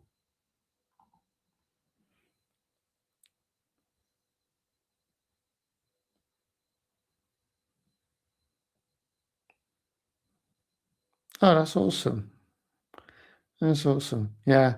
I mean, to be honest, on all of my 3 Royal Enfields, the Meteor, the Himalayan 411, and the Gorilla, I always get compliments. It's weird, because I'm thinking like, well, there's plenty of them about, but people don't, at least here in Spain, they don't seem to be overly aware of the brand. A lot of people say, "Ooh, that's lovely. What does that cost?" And I tell them, and they go, "Ooh," it's like they can't believe how cheap it is. I get that a lot. I actually got stopped by the police once to show my documents. 2 coppers on motorbikes. I was out on the Meteor on Buddy at the time, a couple of years ago. So they did all my paperwork. Everything was okay. And they said, "That's a lovely bike, that is." And they were walking around looking at it, motorcycle cops. They were walking around looking at it. "That's a lovely bike, that is." "What's that then?" It says 350. And I went, "Oh, yeah, it's a lovely bike, that. What does one of them cost?" And I said, whatever it was at the time, 4,500, whatever, euros, and they were like, "Oh, and I thought, oh, they're going to go home and look online and probably order one. All of my bikes get a lot of attention. It's really weird, actually. I totally understand it. I mean, I haven't been out on the Gorilla that much, but I'm sure when I go out on the Gorilla, especially now it's got a carbon exhaust on it and everything, it's all kind of pimped up. I'm sure I'll get lots of compliments about that as well. But certainly with the Himalayan as well. The Himalayan, I always get compliments, like people that kind of dream of going on a motorcycle adventure. They look at the Himalayan and they see the cases and all the gubbins on it and that, and they go, "Oh yeah, fancy one of them." Then start asking me what it is, what it costs, and all of that. Yeah, that's excellent. That's one of the upsides of a Royal Enfield, because it's not a Honda or Yamaha. If it was a Honda or Yamaha, nobody would probably come up and talk to you, because they just go, "It's a motorbike." But yeah, certainly all 3 of my Royal Enfields draw attention.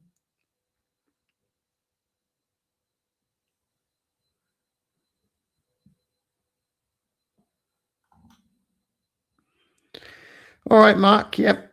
Nighty night. Have a good sleep. Sweet dreams. Yeah. Oh, good man. Yeah, you're kind of nudging me. Good man. Yeah, I'm kind of with the going. I'm thinking I'm not averse to the idea, and I could do it, but at the same time, I'm thinking I don't have to do it. So I'm kind of thinking, maybe I'll get a sign at some point that kind of pushes me over the edge. But yeah, certainly I can justify it. I've already been able to justify it in my own mind. So it's definitely on the cards, but I might need a little push to actually get there.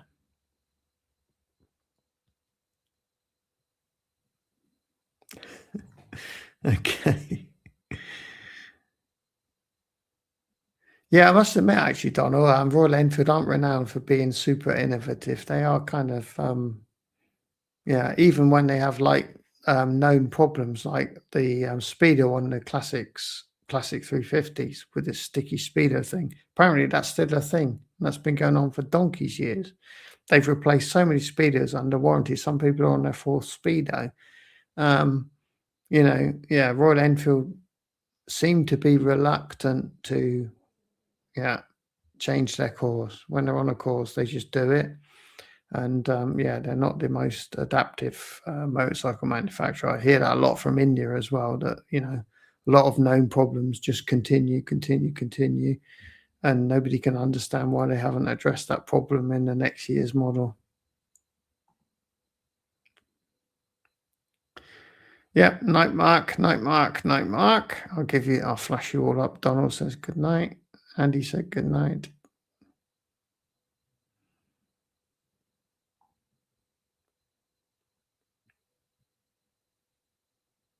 Oh, right. Okay. Yeah. Um, okay. Yeah. I never really considered the height of the gorilla because I never found it particularly extreme, for me. But yeah. But yeah, obviously a drop link would solve that problem. It's good that they did them for the Himalayan at least. AJS125 Bimper, any thoughts? Well, I'm guessing, James, that this is another was AJS Indian or Chinese? Indian? I remember they've been out for a while with little small capacity bikes. Yeah, I'm guessing not really because I'm not in the market for 125 and any of these Oriental revived brands that aren't the most successful and not super interesting. I'm guessing not. I don't know. I don't actually know the bike you're talking about, but I know that of ATS and the fact that they've been around for a few years banging out small capacity bikes.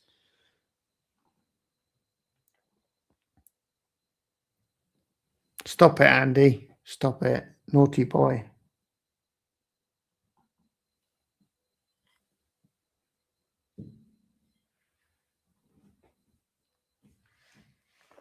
Yeah, it's really good. And also, fellow Royal Enfield owners that I've met, be that on a one ride or just, out on a ride, they're all good people, It's not like, and they're not like clicky, they're not like, they don't like other brands. It's not like a Harley click or a BMW click, but, they're not decent people, but you notice that they like everything motorcycle, so they've ended up with a Royal Enfield, but they'll tell you about the bikes that they've owned in the past and whatever.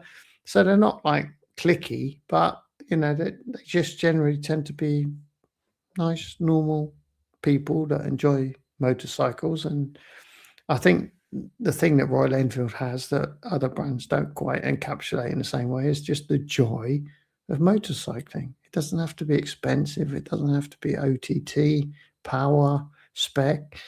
Just go out on a motorbike and have a nice time. And the bikes that they make, they have their own character.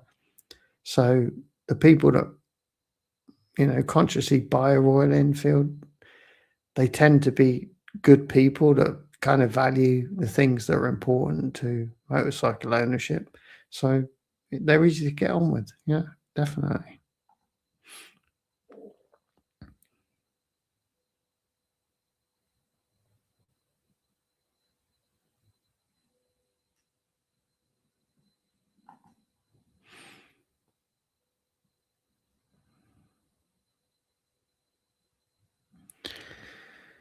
Yeah, the classic speedo. Well, in my case, I solved it. I just took the connector apart and contact cleanered it and WD-40'd it, put it back together, and then it was working fine. And it was fine for 6 months after that. And then I sold the bike, and it was still fine after that. So, where did you put the plaster then? Because in my case, I didn't have the back plate coming up. I just had that it was like sticking. The needle was just sticking, but it wasn't because there was anything in the way. It was just a dodgy contact, evidently. Warrow Rides did a video on his where he had the same thing, and all he did was took the connector apart, cleaned it both sides, put it back together, and worked. I've got a video on my channel where I demonstrate that. I demonstrate it sticking, taking it apart, cleaning it, putting it back together again, and then it going chook chook as it should do. And that was all it was. So for me, it was like, I think it was condensation causes corrosion in the connector. So the copper pins, the conductivity degrades slightly, ever so slightly, but I think the speedo is very sensitive to variations in conductivity. So if you get any kind of moisture in the connector, that leads to corrosion, and then that corrosion leads to a drop in current to the speedo, which then causes it to not act correctly. But if you, sorry, I whacked the mic there. So what was your issue with it if you used the plaster? Because that wouldn't have worked in my case.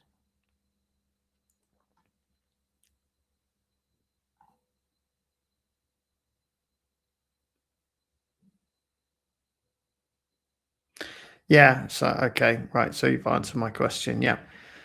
No, that wasn't the issue in my case. I did literally nothing other than clean the connector, and it went from not working 10 seconds later working, and it was just literally a moderate level of corrosion in the connector. I think when you get temperature extremes from hot to cold, there's probably condensation on the pins, and that results in a little bit of corrosion in the connection, and you just need to get rid of that. That speedo seems very sensitive to fluctuations in current, but obviously if the faceplate is kind of prone to coming up, then that's going to be a different issue.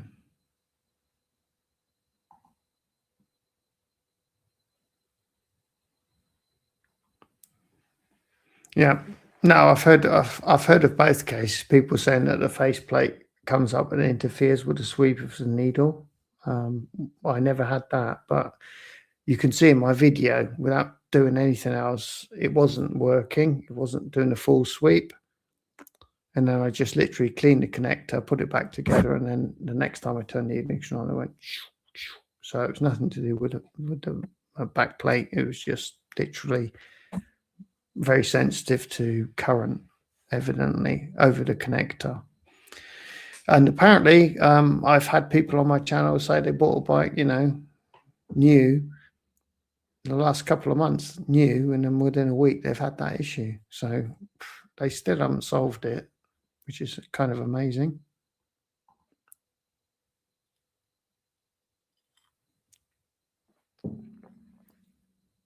ER's bedtime story. Yeah, exactly. Look at that. This was going to be a short one, so it's 1 o'clock now. So what was that? I started at 9, so that's 4 hours. Good God. Yeah, I apologize. Anyway, yeah, we had a good time, Steve and I, because we haven't really had a chat with one another for a year, really, since we did the last ERmageddon. So that was excellent. And thank you very much for all of you lovely people in the chat that have kept us going so long, because without you, we wouldn't have kept going so long.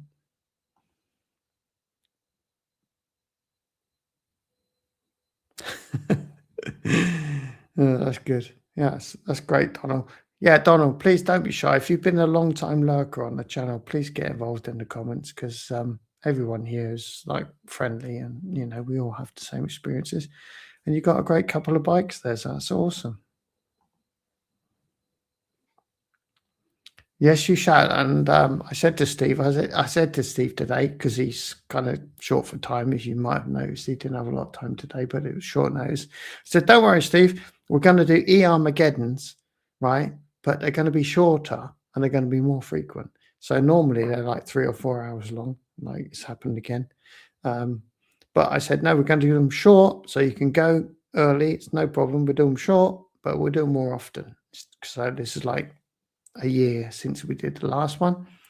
But yeah, so that is the plan. It doesn't work out, obviously, because this one's gone long again. I'm sorry about that. But anyway, that wasn't the plan. But yeah, hopefully Steve and I will do little short, sweet 1 hour ERmageddons next year more regularly. That's the plan, because I realized that these 3-4 hour megathons aren't easy to digest.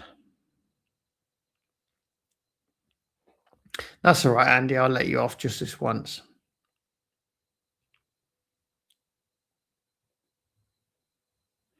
Exactly. Smiles per gallon. Takes some beating on the Royal Enfield. Oh, you're still there, buddy. Thank you. Yeah, but we really should. We'll do that next year. 2026. Short and sweet, right? Okay. Hour-long shows. We'll set a timer. We'll do book. And if there's anything left, we'll do that next month. We'll do one a month, all right? Is that cool? I think we should do that. It's easier for people to deal with.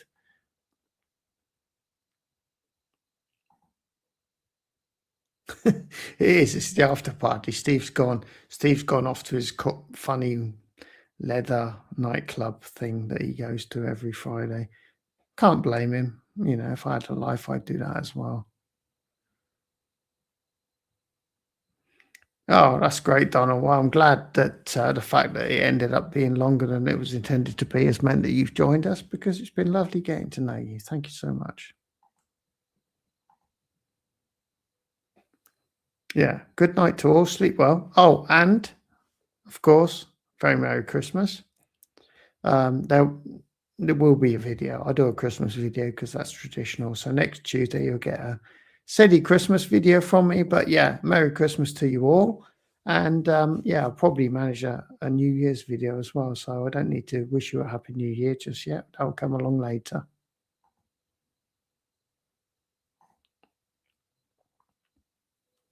Not so much whiskey drunk. Well, yeah, but yeah, I don't know. I can probably speed up.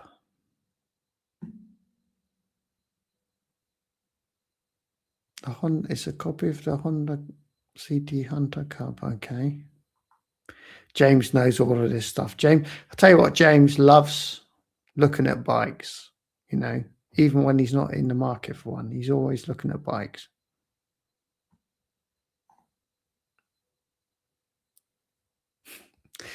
Pagan solstice in Cornwall. Yeah. Oh, by the way, if you watch this on demand afterwards, Andy, we did make some jokes about Cornish people's number of fingers. I'm just saying. Full disclosure there.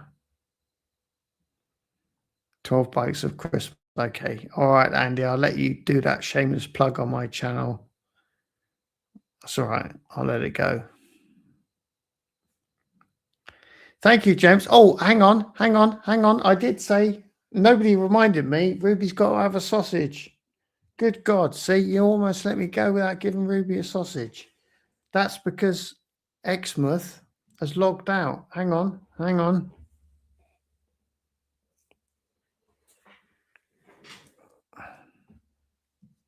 Ruby. Stay tuned. One moment. Ruby's going to get a sausage because I think that should be obligatory.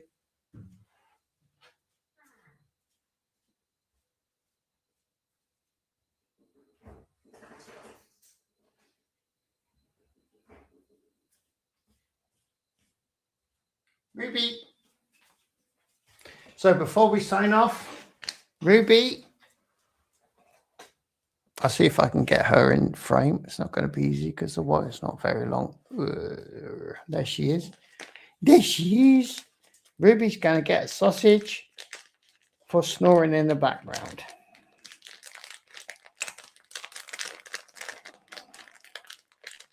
She's so excited. She's so excited.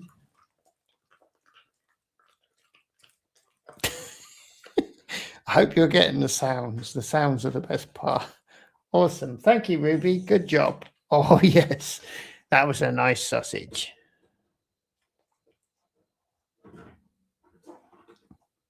Oh, I can't get the camera back in position. Hang on. Stay tuned. There we go. Awesome job. So Ruby got a sausage. So everybody's happy. I got my 3 or 4 whiskeys in and it's all good. Just flash up the last comments. James does. He loves looking at bikes. He's always up to speed on everything. Sausage time indeed.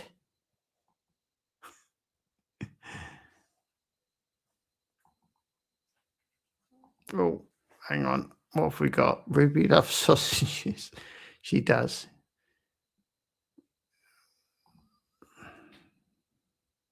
She does love them sausages. No, we'll be fine. We're not drunk at all. We're all good. She is lovely and she's happy and she enjoyed eating sausage for you lot. Okay, thank you very much, everybody who turned up.